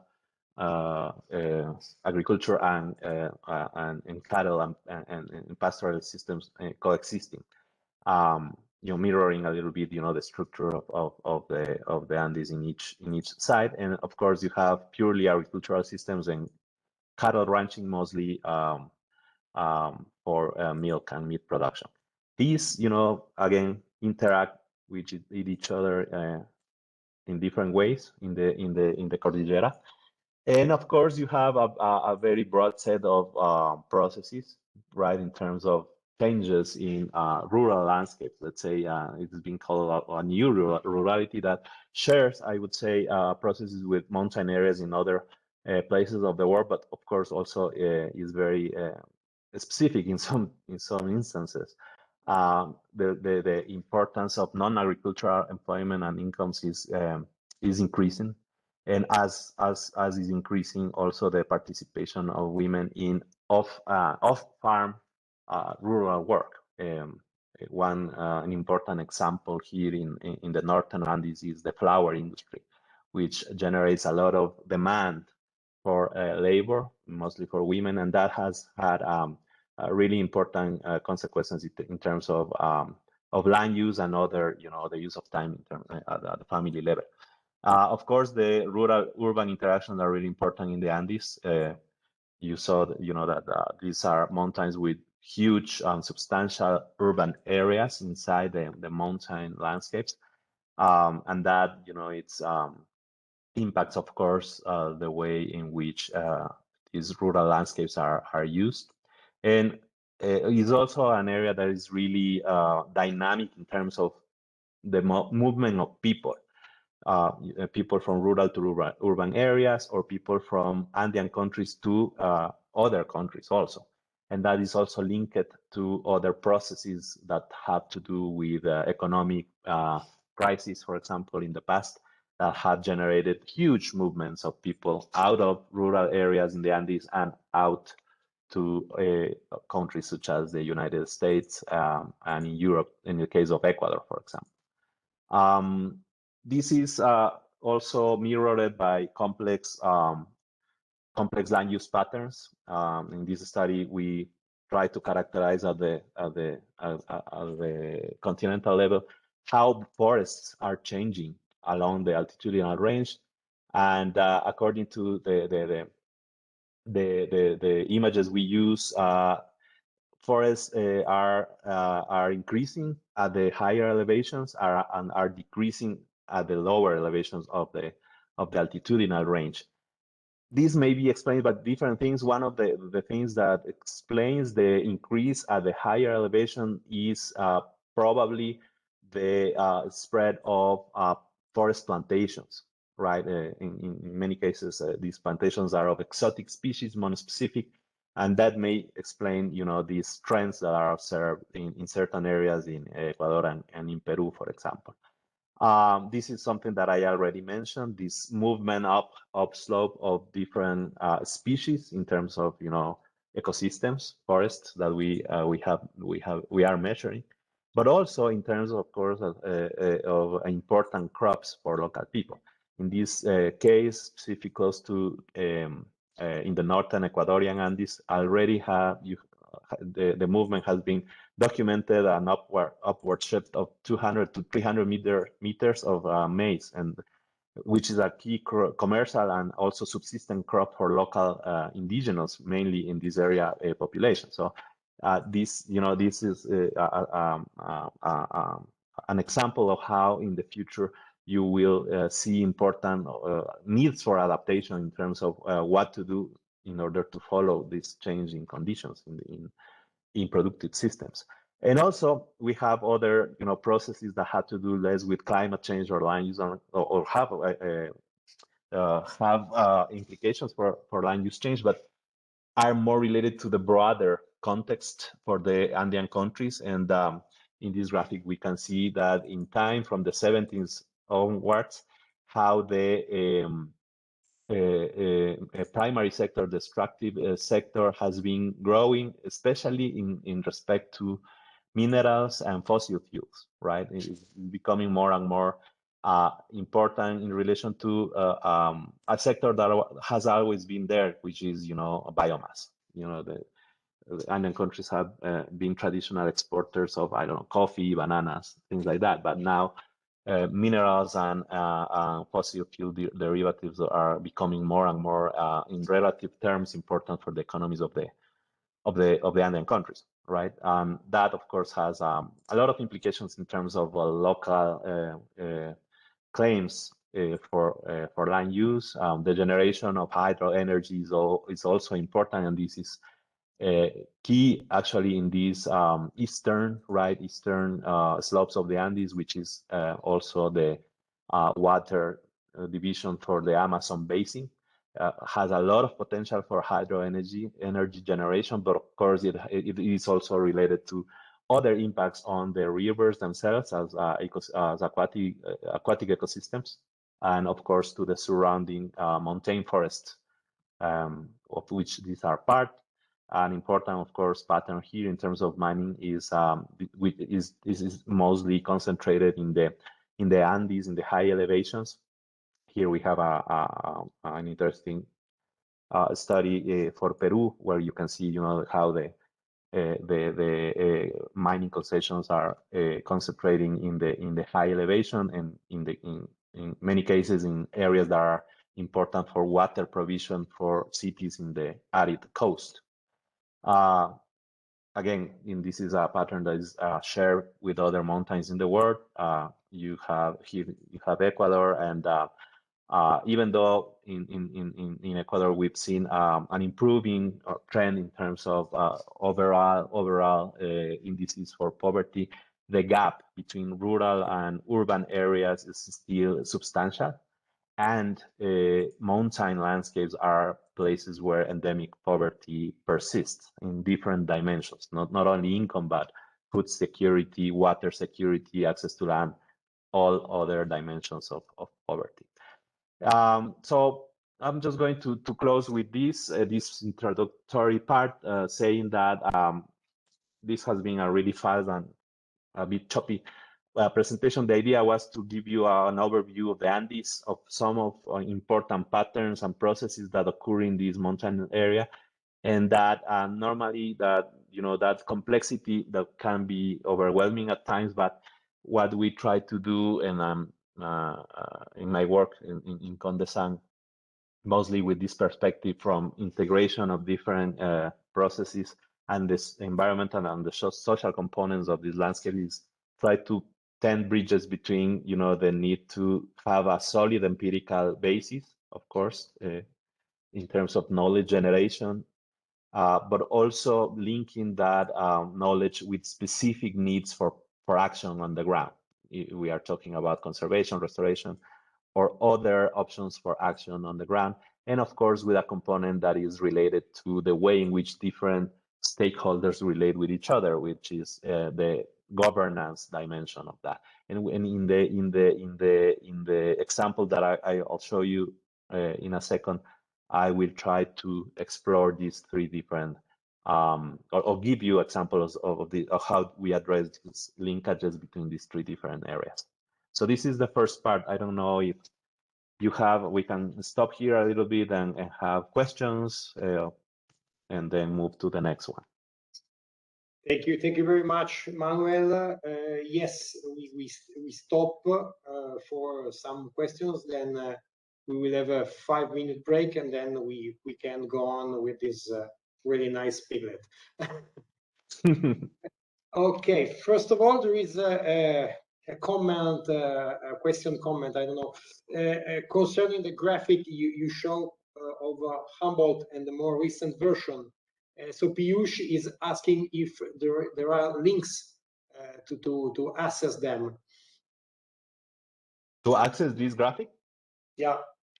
Sure. I can add the link here when I share this presentation.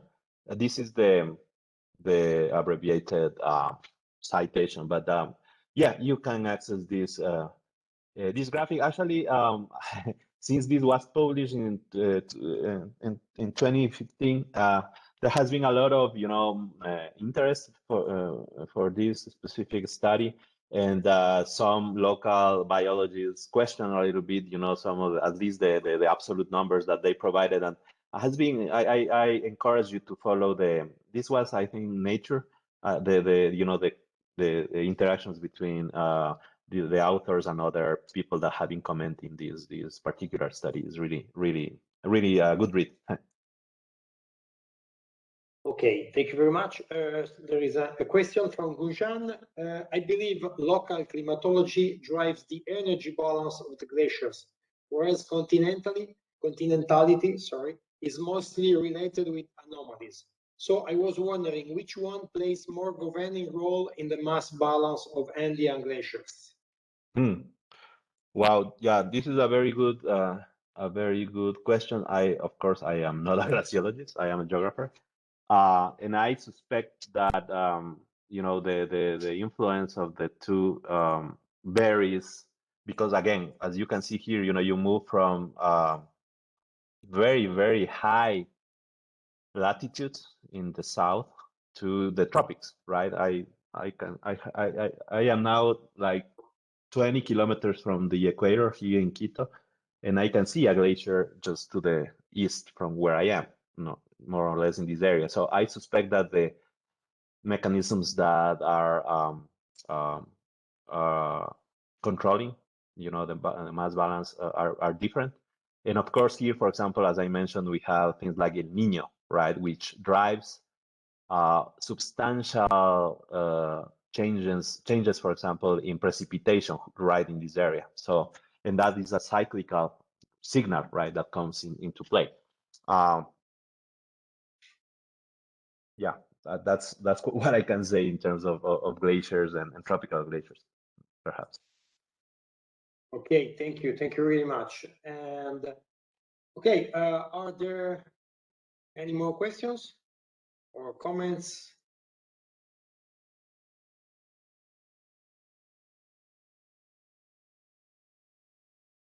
Maybe the audience is fascinated with the magnitude of Andean range. Could sure. give some something to think about. If there are no more questions, I would like to stop the session for a 5-minute break, and then we will come back for the second part of the presentation. See you in 5 minutes.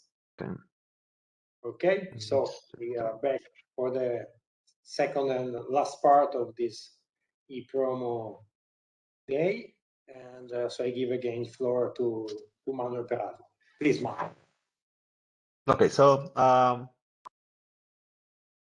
for this second part, I wanted to zoom in literally to a specific case in Ecuador, and initially the idea for this presentation was to, or it is actually to put on the table certain ideas, basically, and you can take them more as hypotheses in terms of what, the current situation, the thing that has been going on for the last 14, 15 months in terms of the COVID pandemic, which has, generated shocks all across the different systems, let's say, in the world, of course. What are the implications of that for these mountain forest landscapes in general, let's say, but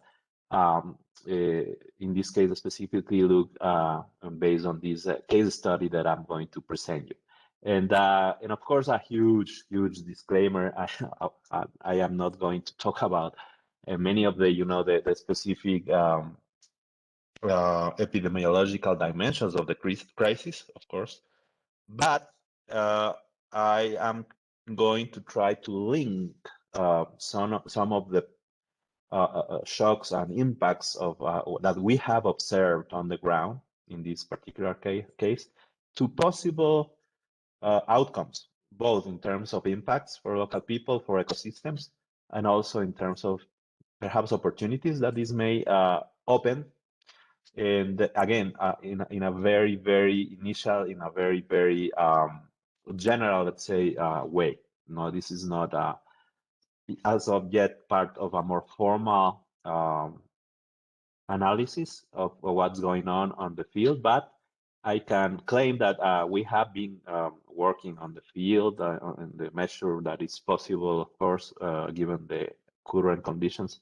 We have kept working in the area and with a very close contact with our local network of partners, and that this is based on that observations of what's going on and again initial reflections of that. So before I start, again, the Andes, this huge diversity of conditions that makes actually difficult to say something that is applicable all across the Cordillera, right? I mean, it's really is always has been a challenge for all the disciplines to actually generate, more kind of general explanations. But I'm going to zoom in. We are here in the northern Andes again. As we saw in the previous presentation, and inside Ecuador, again, the most densely populated country in the Andean region, the smallest one, of course, too, really diverse. All the things that I mentioned in terms of diversity, endemism, and the importance of the local ecosystems and other biotic groups, it applies to Ecuador too. A high level of human occupation in terms of, the mountain area is a very densely populated area in the country. So, the Andes cross Ecuador from north to south. It kind of generates these three regions, really well-defined regions: the Pacific coast here, the lowlands, the Andes, and the a small part of the Amazon basin. And the specific case study that I'm going to present is located in the northwestern Ecuadorian Andes, close to Quito. Quito is the capital city of the country, is the biggest city, the most populated city in the country now, with a little about 2 million people in the consolidated area, 3 million in the broader metropolitan area. And the area I'm going to talk about is these green polygons here, which are districts in the northwestern portion of Quito, very close to the city. The closest part are just 30-minute drive from where I am now, which is around here. But it's a really, really interesting landscape because you go from the highlands to the coast, right? And you cover a really wide elevation gradient, high turnover again of ecosystems, of species as you move up and down. And as I'll show you in a map in a second, important remnants of mountain forests in a very complex mosaic that includes also, of course, other human land uses. So this is a little bit the mountain forest landscape I'm going to talk about in this presentation. So just let me stop this and reshare my presentation. Which is this. Okay. So this is the title. Again, a little bit focused on challenges and opportunities in the current context of COVID, and with a small introduction that is aimed at providing certain conceptual basis for the discussion. Again, we are talking about COVID, and as you know, the impacts have been broad and important in these Andean countries. I would say that one of the challenges have been, in specific terms, related to the management of the pandemic. For example, one of the important challenges is related to the scarcity of good quality information of incidents, and even more of the geography of incidents. Right. We know that, of course, cities are areas of high risk, rural areas comparatively less so. But in general terms, I would say that the data quality in terms of incidents has been really, really problematic, especially in Ecuador. So I just wanted to add this graphic that comes from global effort to gather and systematize information at country level.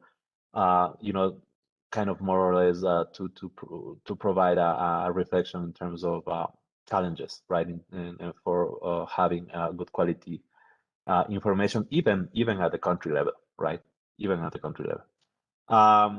We are starting to see, in spite of that, that those challenges in terms of data, we are starting to see already efforts that try to make sense in this recent study that I found for Bangladesh. It's start to make sense of the again the geography of the incidence of COVID, right? In this case, at the subnational level, through more kind of conventional, in this example, multivariate approaches, and try to discriminate the relative importance of different variables that can depict environmental, economic, and social, and other institutional dimensions, and how these dimensions vary across a specific geography. So we are starting to see this type of efforts. But I think that to understand a little bit in more detail, and more importantly, to try to make sense of what has happened and where to go from here, right? In terms of a recovery, basically, in a world that has substantially changed. I started to think about already existing frameworks that we use to understand, to study, and to do something about vulnerability as a kind of emergent property of different social and environmental systems, right? And we have in geography a long tradition of studies and conceptual frameworks that deal with vulnerability, not only to climate change or to natural hazards, but in general, right? Vulnerability is an important component of human environmental systems. And in things like this example that we see here are kind of the more conventional way to think about vulnerability in terms of exposure, sensitivity, resilience, with and this is, I would say, a more kind of a geographic perspective, let's say, that has to do a lot or incorporates a very strong component in terms of scale, right? Recognizing that the vulnerability of an individual, a family, a community, a landscape, a country is always embedded, right, into broader processes, but also is dependent on the components at lower scales, right? It's always as you move up and or down, you have to at least go look up or look down in terms of what's explaining what you can observe or characterize in terms of vulnerability, right? So this is kind of a more conventional way to look at vulnerability, an important one in terms of explicitly recognizing that, you know, the human and environmental conditions interact with each other, and you can never or it's really difficult to separate those two. These are couplet systems, right? But I would say that for my work, the type of work that we do, sometimes that more conventional perspective reaches really fast certain limits in terms of what this can explain and characterize. And a very useful, for example, framework reference that I've used in my work has been political ecology, that goes a little bit further in terms of, in this case, explaining vulnerability precisely, you know, as an emergent property of a process that is profoundly linked to different dimensions, for example, at the individual level that had to do with class, gender, ethnicity, immigration status, all these different components, right, of these social environmental systems that are very much important, especially in mountain areas in Ecuador and in the rest of the Andean countries, right, that where you know that you have, for example, substantial indigenous populations, that you have different histories of land use. And as I already mentioned, movement of people, migration from the rural to urban areas, from the country to other countries, etc., have been going on for a long time, right? And so that's an important component of dynamics in these systems, and of course to link, you know, the analysis of vulnerability, it can be COVID. In this picture, we can see here, this is a volcanic lake at almost 4,000 meters above sea level that has a specific set of hazards attached to it, and in a very, very populated area.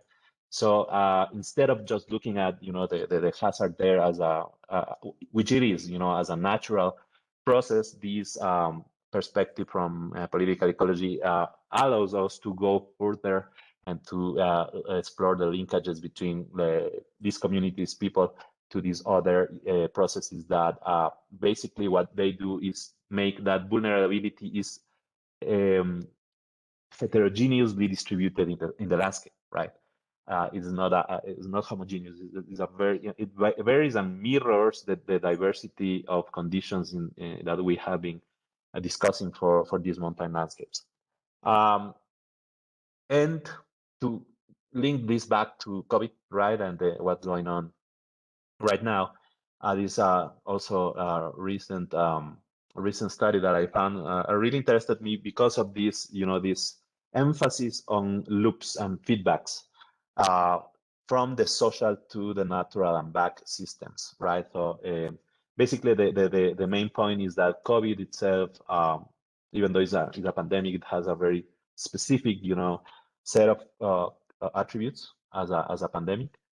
It can become an indirect, at least, driver of tropical deforestation, using different circuits, using different, again, loops, you know, that can generate these patterns of deforestation. Among them, for example, through the impacts on local economies, or local, national, or even at the international level, that can, for example, push countries to relax environmental regulations, and that can translate into less enforcement, for example, and then as a result, a partial result of that, you may observe further deforestation, or that could, also generate, for example, forest recovery under certain circumstances, right? That had to do, for example, with declining, expansion of infrastructure, right? In the context of the current crisis. So this is an interesting way to map a pandemic into these dynamics that are already there, of course, that relate the institutional, demographic, political, cultural dimensions of drivers that explain deforestation and other land use changes, such as the expansion of agricultural areas and others, right? So COVID, can be analyzed as that, as part of a broader set of processes and drivers of change. So this is, or that's the idea. And here, I don't know what happened. Let me. Sorry for that. Yeah. So going into the case study, this is what we use, an approach that we use to engage with these very, very heterogeneous landscape, mountain forest landscapes. We go into work in these areas armed with different approaches. The landscape approach is one of those. Basically, the idea here is to recognize, again, that these are mosaics of land use, that you normally what you want to do is to identify different land management goals and try to find ways to optimize, the generation of the generation, in this case, of key ecosystem services, as an optimization, basically, exercise, in the sense that many of these goals overlap in space and require certain level of negotiation, right? Because in many cases you find between different land uses. Perhaps you cannot preserve biodiversity and produce, I don't know, agricultural goods in the same area.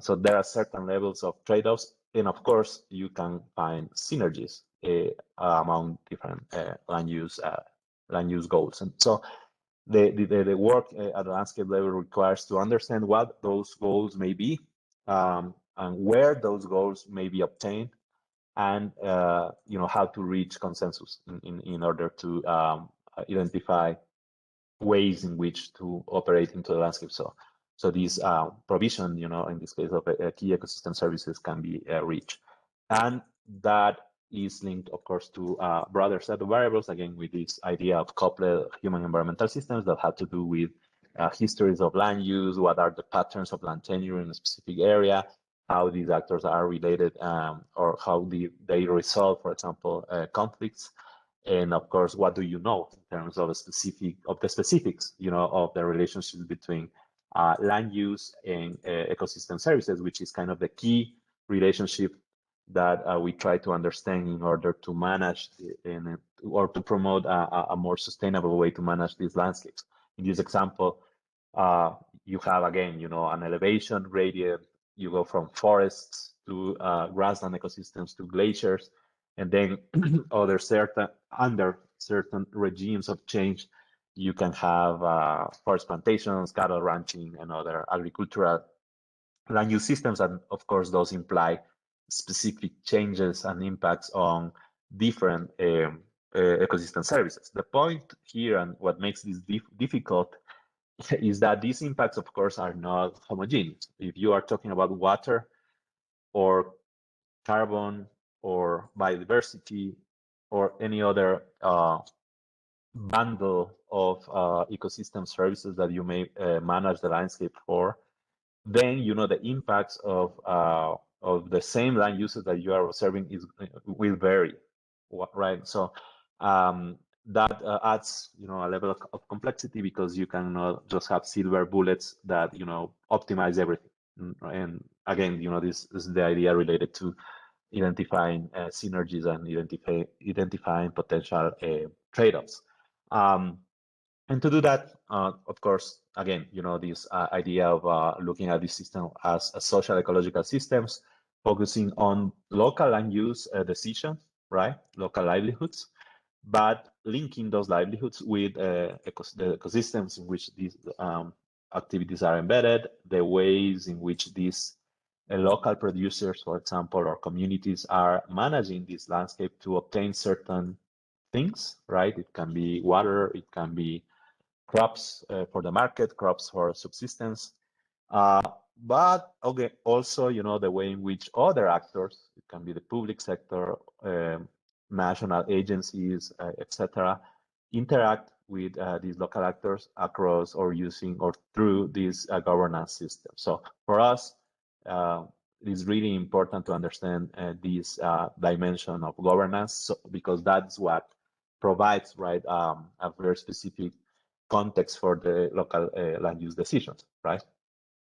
So in terms of mountain forests, right, and landscapes, the point here is that we face a very complex set of conditions. In this particular picture, we have a very well preserved cloud forest here, precisely in the study area that I'm going to present in a second. This is an example of a kind of a landscape that is already in use. I would say that it is still a very productive landscape, given the limitations of imposed by topography, soils, hazards, etc. Right? But reasonably productive. You can see in certain areas already certain processes of, for example, soil degradation, landslides, things like that. But you have a more or less well balanced, a very qualitative, again, reading of the landscape. In this example, you start to see, and this is a different area, but I just wanted to show you, a place where the local agroecological conditions are really challenging, right? This is a dry pocket in a mountain, in an inter-Andean valley, where you have really poor soils, low organic carbon content, and nevertheless, the people try to do the best with what they have, right, in terms of the local, in this case, productive systems. And this example, really close to Quito, this is an extinct volcano, and this is a harpan, right? When you lose the soil due to erosion, water or wind erosion, and you reach this is the bedrock, and really difficult condition. You can rehabilitate these areas, but it's really expensive, right? It's a very full challenge. So the idea is that you should avoid reaching this state, and this is precisely in terms of what are the options not to work in these different landscapes. And all these examples that I showed occur in a really small area. As many other things here in Ecuador, really closely distributed set of conditions. And the idea here is that you have areas that work more or less well. These non-degraded lands can be well-preserved ecosystems, or can be, as in the second picture that I showed, these landscapes that are already in use but preserve certain characteristics and provide key ecosystem services at the local and extra-local level. So the idea is, you have these non-degraded lands, processes of active degradation, and of course, this degraded land, as in the last picture. Always the idea is to have, like a hierarchy of responses, and is to conserve or prevent that these non-degraded lands go down in time, reduce the impact of activities, and the impacts that have on the provision of ecosystem services, and of course, restore, right, the areas that are already degraded. Always in following a hierarchy, because prevention is is more cost effective than restoration, right? Conserving a well-preserved forest is always be more cost effective than restoring a forest that has been degraded, for example. Now, again, this is not this is deceptively simple, because these, provision of ecosystem services is really dependent of temporal and spatial scales. It varies across ecosystems, of course, and more importantly, the way in which we prioritize these actions vary depending on who are the stakeholders, right? So if you are talking with an ecologist, you are talking with an agriculturalist, we are talking with, to the Ministry of the Environment, all different actors will have, of course, different ways to prioritize action and to value, right, different ecosystem services or attributes of the landscape. And again, and that's why when you're talking about sustainable land management, it's really important to understand how these different actors are linked between each other and across or using these governance systems. So that's, our rapid set of elements. This is more or less how the landscape we work, and I'm going to show you looks like in the upper altitudinal limit. Again, we are in the northwestern portion of the Ecuadorian Andes. This polygon here is the municipality of Quito, the greater metropolitan area. And just to give you a first idea of why this area is really important, as you move south in the western Ecuadorian Andes, you start to observe less and less mountain forests left, right? These are kind of the last remnants of mountain forests in this side of the Andes in Ecuador. And this is explained by many different things, but one of those processes is the way in which the country has organized or historically organized territorial dynamics, right? It's a country that was very much land use and territorial dynamics were organized along the linkages between Quito and Guayaquil. Quito in the Andes, Guayaquil in the coast. Guayaquil, the door to the Pacific, a very commercial area. Quito, the capital, political center of power. And these two cities that, across time have always been functionally linked, right, in different ways. In this particular set of maps, we see the evolution in time of the road network. And you can see, of course, that the Andes have always been more or less well integrated and integrated with the coast, especially going from north towards the southwest part of the country. That is part of the explanation of why you still have a little bit of forest here in the northwest area, but as you move south, all these landscapes of mountain forests have had a long history of occupation, of use, and that has translated, of course, in less forest remnant. So we are again Quito, right, in the middle of the mountains, and this yellow area is the study that I am presenting you. A very important area in terms of forest remnants, again, a very wide elevation gradient that goes from 400 meters here in the western portion to almost 5,000 meters here close to Quito in the at the top of an active volcano that is our immediate neighbor. This particular area is that I'm presenting is an association of local governments. Here we have the smallest political administrative unit is the parish, or like a district, right? So the 6 districts joined together in 2014 to form this association, which is a formal figure in Ecuador. You can, get together with your neighbors, basically, if you want to solve certain common problems. So these 6 parishes joined together in 2014 in order to foster sustainable land management in this landscape. Again, you go from you have a very wide altitudinal range here, And you can see here a map of recent deforestation. These red areas represent forests lost in the last 26 years, more or less, in the period 91 to 2017.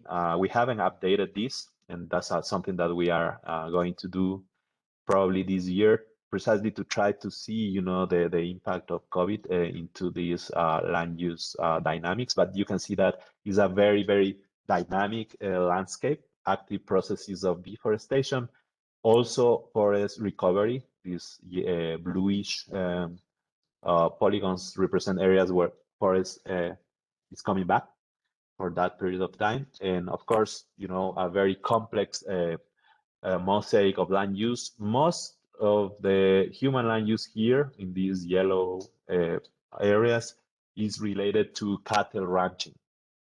Cattle ranching is the in terms of area, is the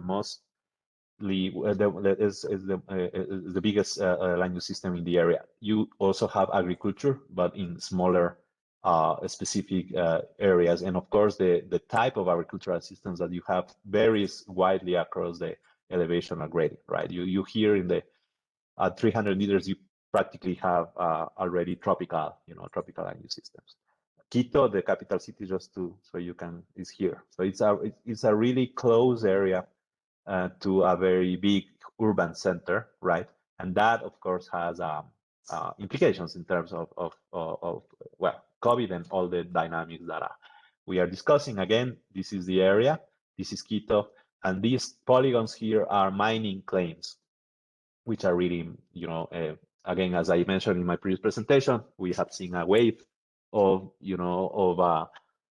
mining in terms of a sector that is gaining, at least in the case of Ecuador, more traction than in the past, especially in these areas of the Andes, right? So you can see that almost all the landscape is under some form of concession for mining, exploration, and all the activities that are related to that.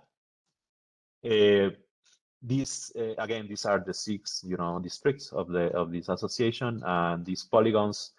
The specific is not really important. These are different conservation and land management figures. You have, for example, the municipality of Quito has a figure that is called conservation and sustainable land use areas, which are special landscapes where restoration and forest conservation is given priority, but also sustainable land use transitions, right? So these are these kind of yellow areas here. You have these smaller green polygons are part of the national program that is called Sociobosque, or which is basically payment for forest conservation. The Ministry of the Environment pays local landowners to preserve forests in their land, and in a per hectare per year basis. So these green areas are basically farms that are part of that Sociobosque payment for conservation program.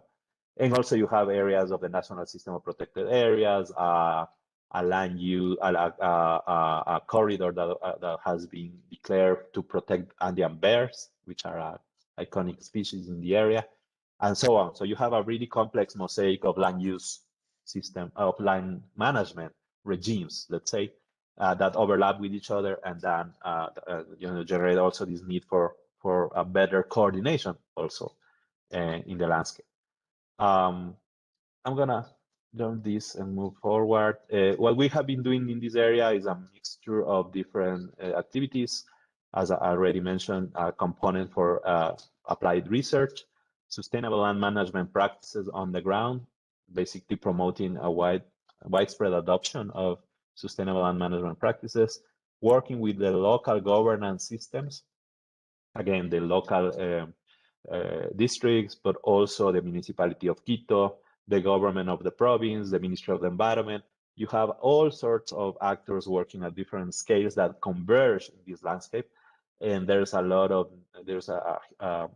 always a need for better communication, coordination, cooperation between these actors that sometimes are working in the same issues,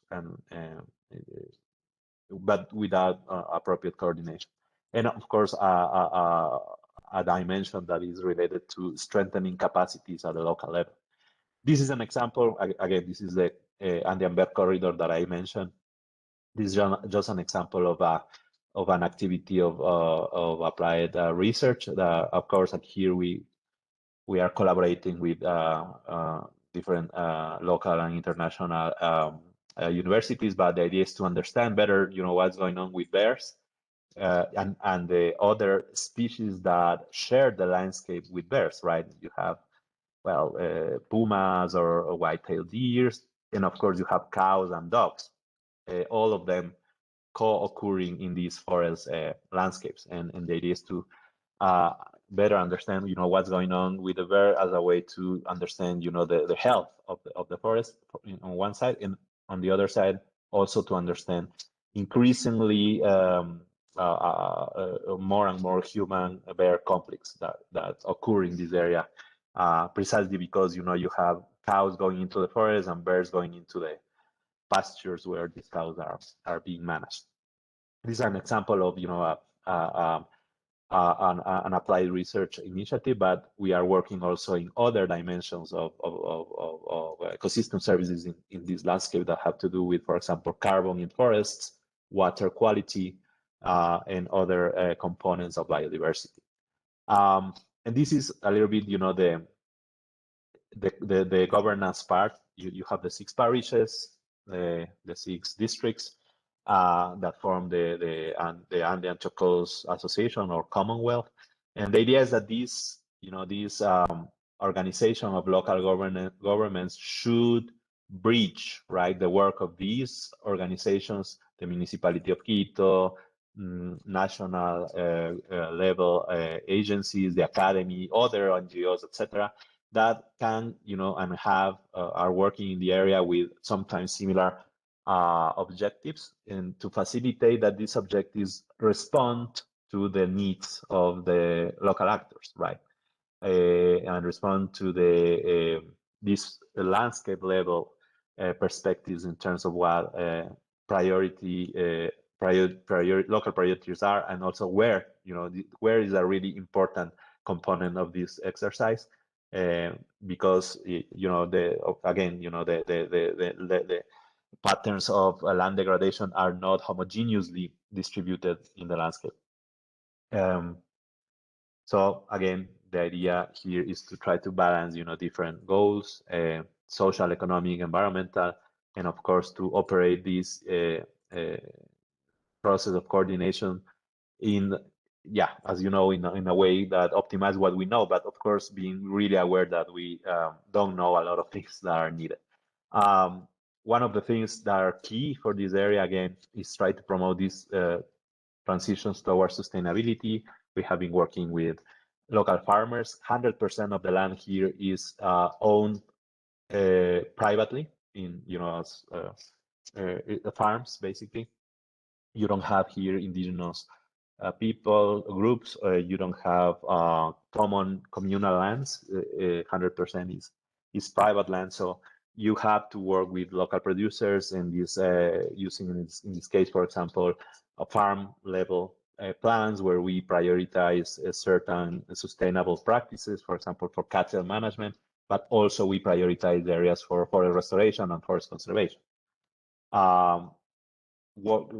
Another important dimension of that work is working with local associations, producer associations, trying to strengthen, mechanisms of collaboration so they can start going beyond just primary production and going into value chain for local products.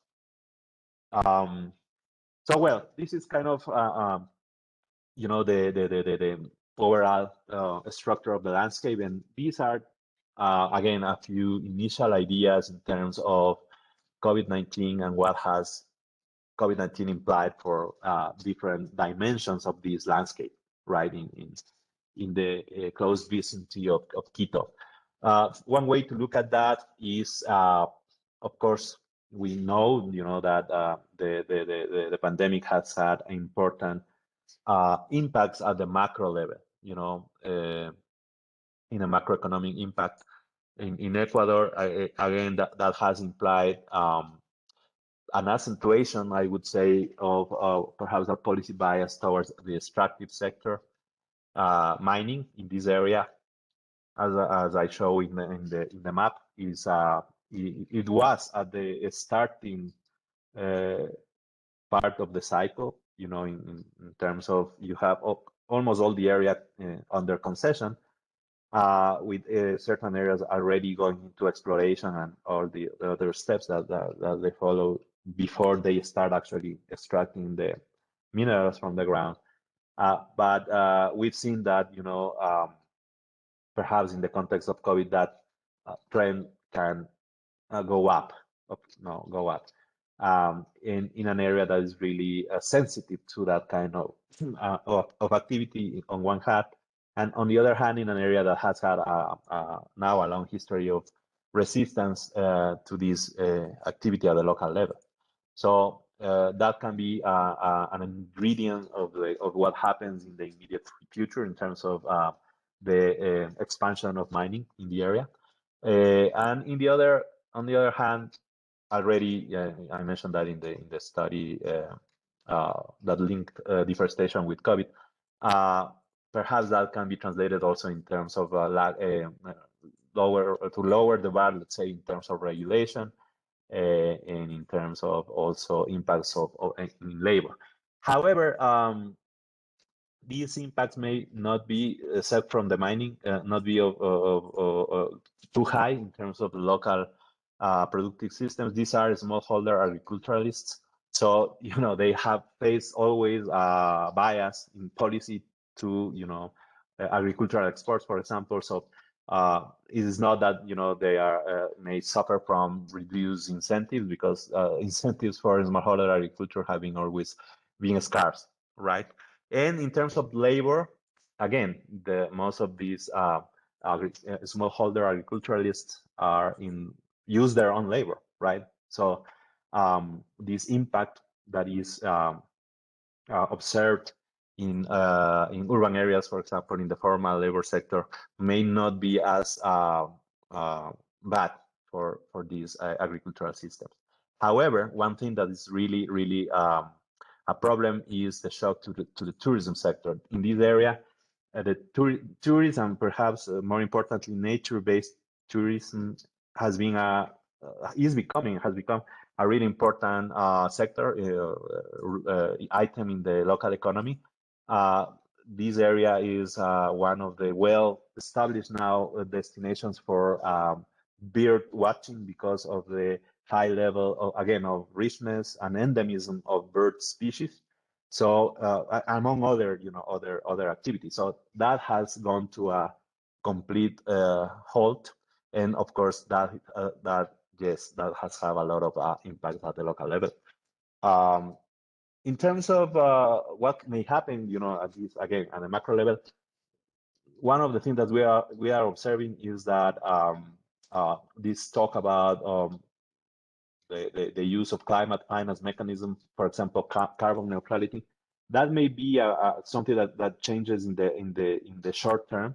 Already, the government has given signals in that direction, and that may be something that has an impact in terms of try to balance a little bit the interaction between agricultural systems, mining, and other land use measures, restoration or forest conservation even. But we have to wait and see if in the context of COVID, this direction towards carbon financing, for example, how that does it go? And at the national level, of course, that's important, because in this map in the center, we can see that, again, this trend of mining, in this case, being mostly distributed in areas of mountain forest remnants. All these reddish color represent areas of mining claims that are on top of forests, basically. And so it is really relevant in terms of what COVID may imply as moving or pushing or an agenda for mining in these areas.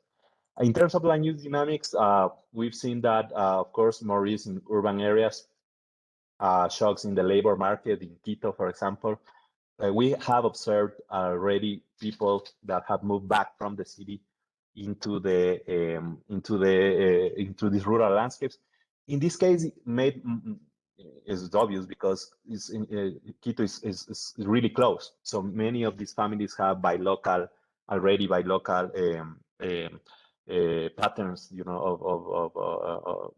of living. So we have observed that people that were working in the service sector in Quito abandoned that and then came back to their farms with, you know, initial evidence that has translated into an accelerated rate of deforestation in certain areas, right?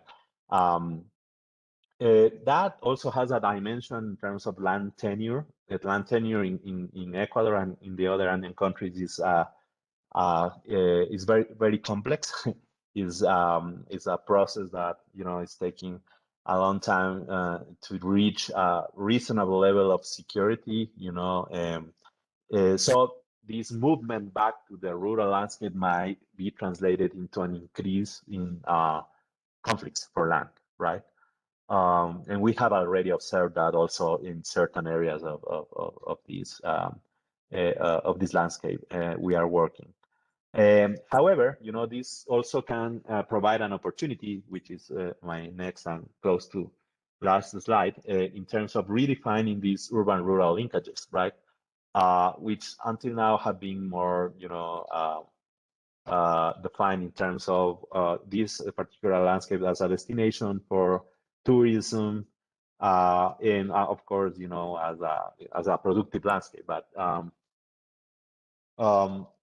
what we saw in the, especially at the start of the pandemic, is that yes, we had a shock in terms of food insecurity, especially for vulnerable families.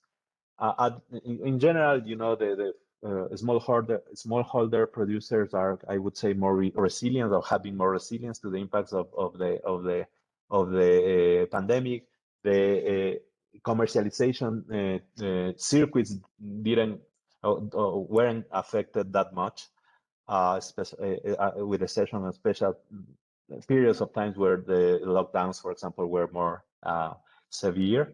So overall, you know, the smallholders, agriculturalists didn't suffer as much. But of course, in this rural landscape, you have a substantial proportion of families that are already vulnerable.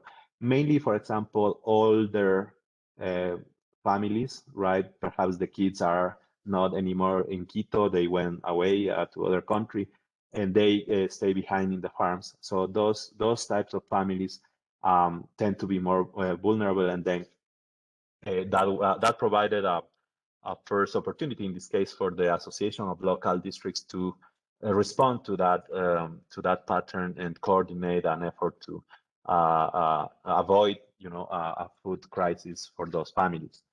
Based on that specific experience, more and more local groups started to see the opportunity to promote local networks for food commercialization, and more importantly, to strengthen the links of sustainable production at the local level to markets in Quito that already existed for organic farms, for example.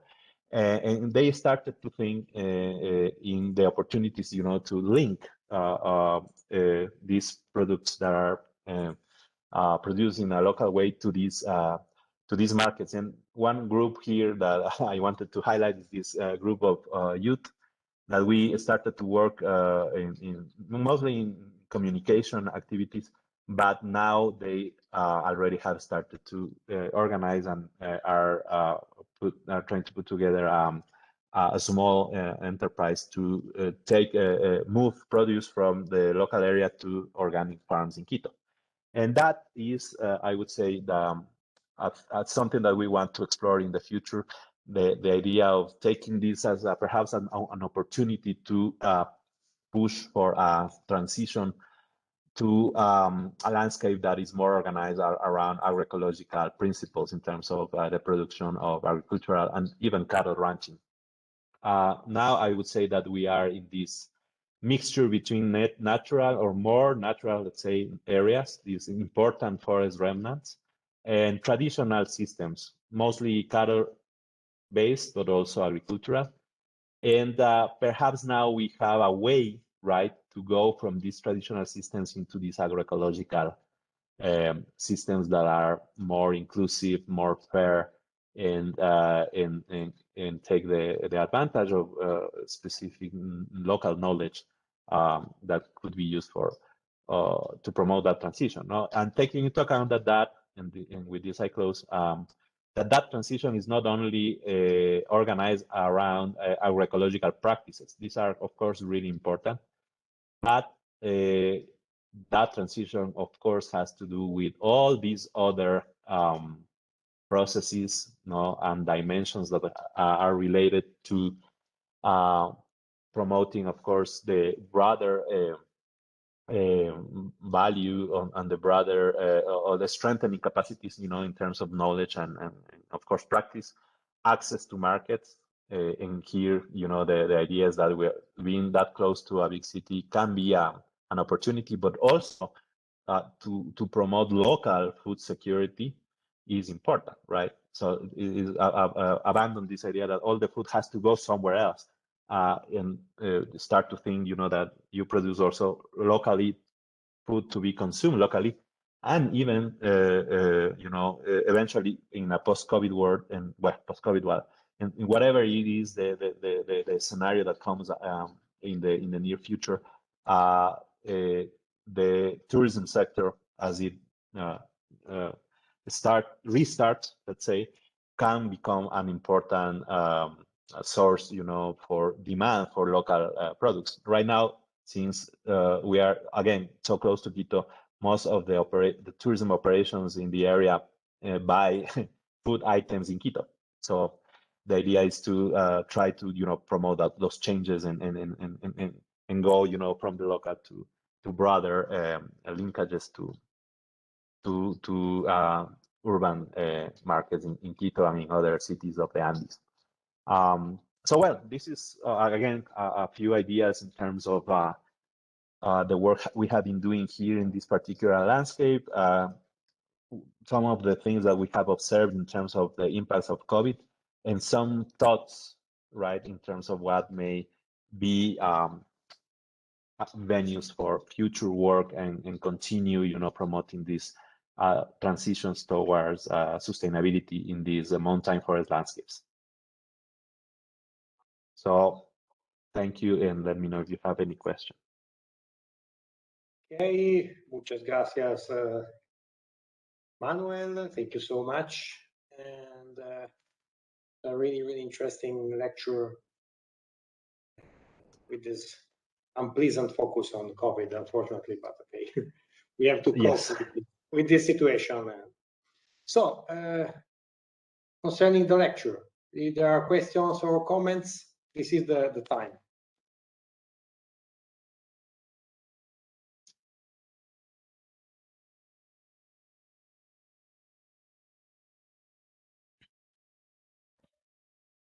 Hi, I don't know if you can hear me.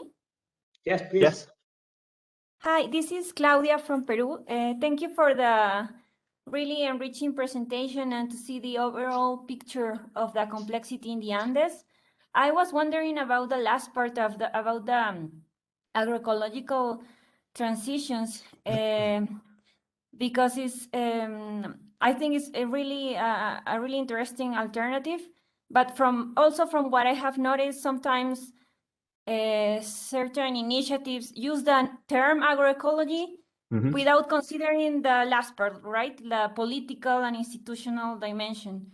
So I was wondering if you have any insights about how it's possible to do this transition in its all complexity, right? Without using only the name in some cases. Right. No, that's perfect.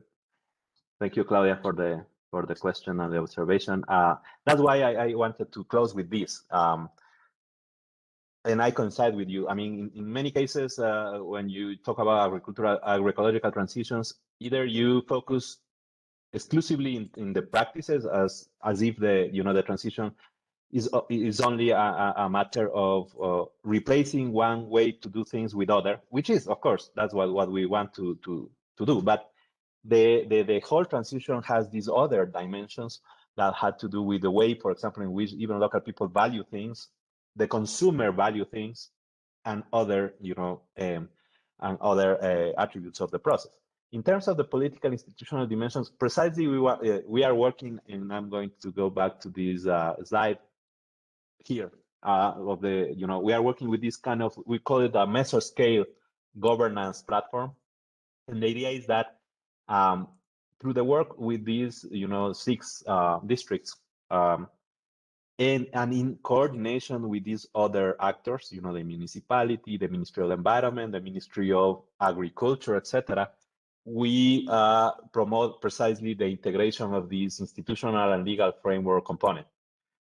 The integration of these components that is related to, for example, incentives and other financial mechanisms that help to push the system into that direction, and so on and so forth. And that has to do not only with national level, for example, laws, but more importantly, for example, with land use laws, that in the case of Ecuador is the municipalities that have the, the mandate to regulate land use. And they have precisely the power to promote, using that example, certain, or to at least to generate, an enabling environment so that those transitions can occur and can maintain in time, because that's the other thing. You can work, and we have really nice experiences working in specific farms, proving that, let's say, sustainable cattle management or sustainable water management in cattle farms increases productivity and reduces the impact on forest. We already have that, right, on the ground.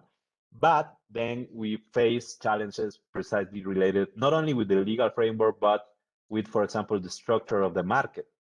The market for milk is it doesn't value, right, that the operation is more sustainable. It doesn't increase the price of the liter of milk in the city. They basically right now they don't care if you have to convert a hectare of forest to expand your pastures. So it's in the intersection of all these dimensions where these transitions are, at least in the wider landscape, because again, proof of concepts are many of them in different areas, but the idea is that this becomes a broader trend, right, in the landscape. Okay, thank you very much. We have time for another question. Hi, this is Piyush. If you allow me, I would like to ask something. Yes, please. Sure. Can you, Yeah. when you ask a question, could you please try to open also the camera so we can see your face? Sure. Hi. So this question is actually a little like the earlier one. I've seen a lot of discussions, especially in the post-COVID phase, of people wanting to go local, more healthy, more ecologically, sound. But I've also seen different implications. So, for example, if I talk of the region where I am, I'm close to Bombay, and we have this chain called the Western Ghats in India along the western coast. And I came to know from friends who practice architecture that there is a trend now for more people to move into the hills close by, as a result of this sort of fear of crowding. And these are, of course, people who are well off.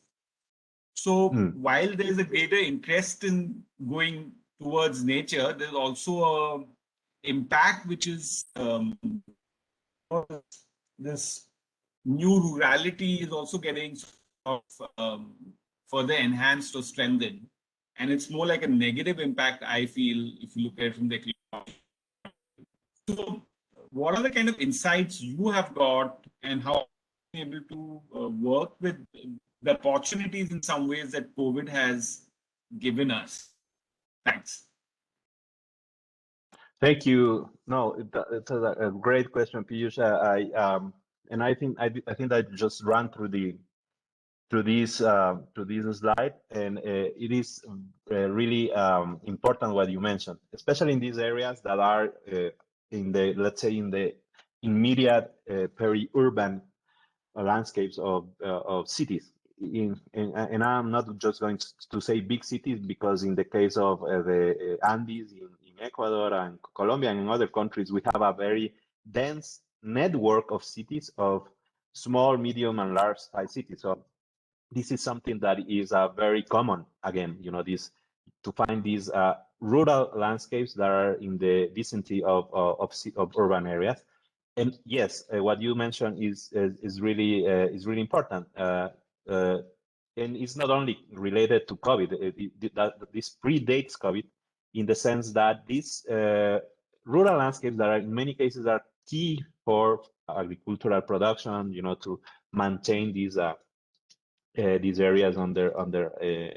for the production of aliments. Then, of course, these cities are growing on top of these previously prime lands for agricultural production. That's one process. It's a process that is more localized, of course, in terms of absolute area.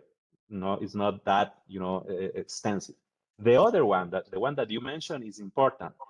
The cities tend to, and generate this new concept that is really important, is of teleconnections, where land use decisions in a certain place are the result of the interaction of processes that may occur at distance in the same country, or even in other countries. So these teleconnections of urban and rural areas are really important to understand. Gentrification, for example, in this particular land case study,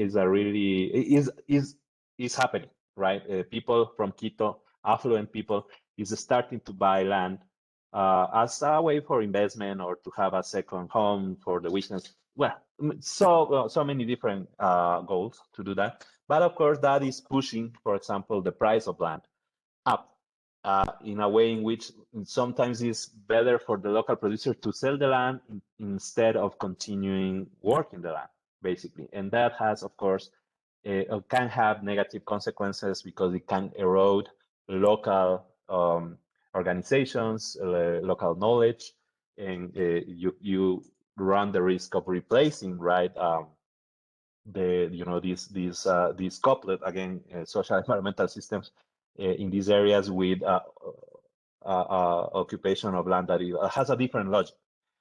Not in all cases is bad. We do have in this area a really healthy, I would say, network of these small black triangles are private reserves, people that have buy land here, and then they are conserving, right, forests, and preserving forests, and perhaps doing certain again, proof of concepts in terms of sustainable production, right? Cattle management, or agroforestry systems, things like that. So there's always, of course, these positive and negative dimensions of these processes. But I would say that, yes, COVID may have accentuated this trend of, perhaps buying or trying to buy some land in a close by area. And then that may be having certain negative components of that in the short term. Thank you. Okay, thank you very much. Thank you again to our two lecturer of today. Thank you, Professor Stanchi. Thank you, Manuel, for your interesting lecture and talk. Okay, so this is the end of the first week of the IPROMO course. I would share the recording of these two lectures as soon as they are available, and I would like to wish you a good work for the weekend. Remember to complete the quizzes. And for those who have not already submitted the personal presentation, please remember that it is mandatory for the end of the course. So thanks again to our lecturer, and see you on Monday. You will receive the reminder email. Thank you very much. Bye-bye. Bye, Thank you. everybody. Have a nice weekend. Nice weekend. Bye. Thank you so much. Grazie, Goodbye. Good Danilo. night. Bye. Bye Thanks. bye. Thank you. Thank you very much. Bye and thank you. Bye bye. Thank you. Thank you. Bye. Bye. Thank you.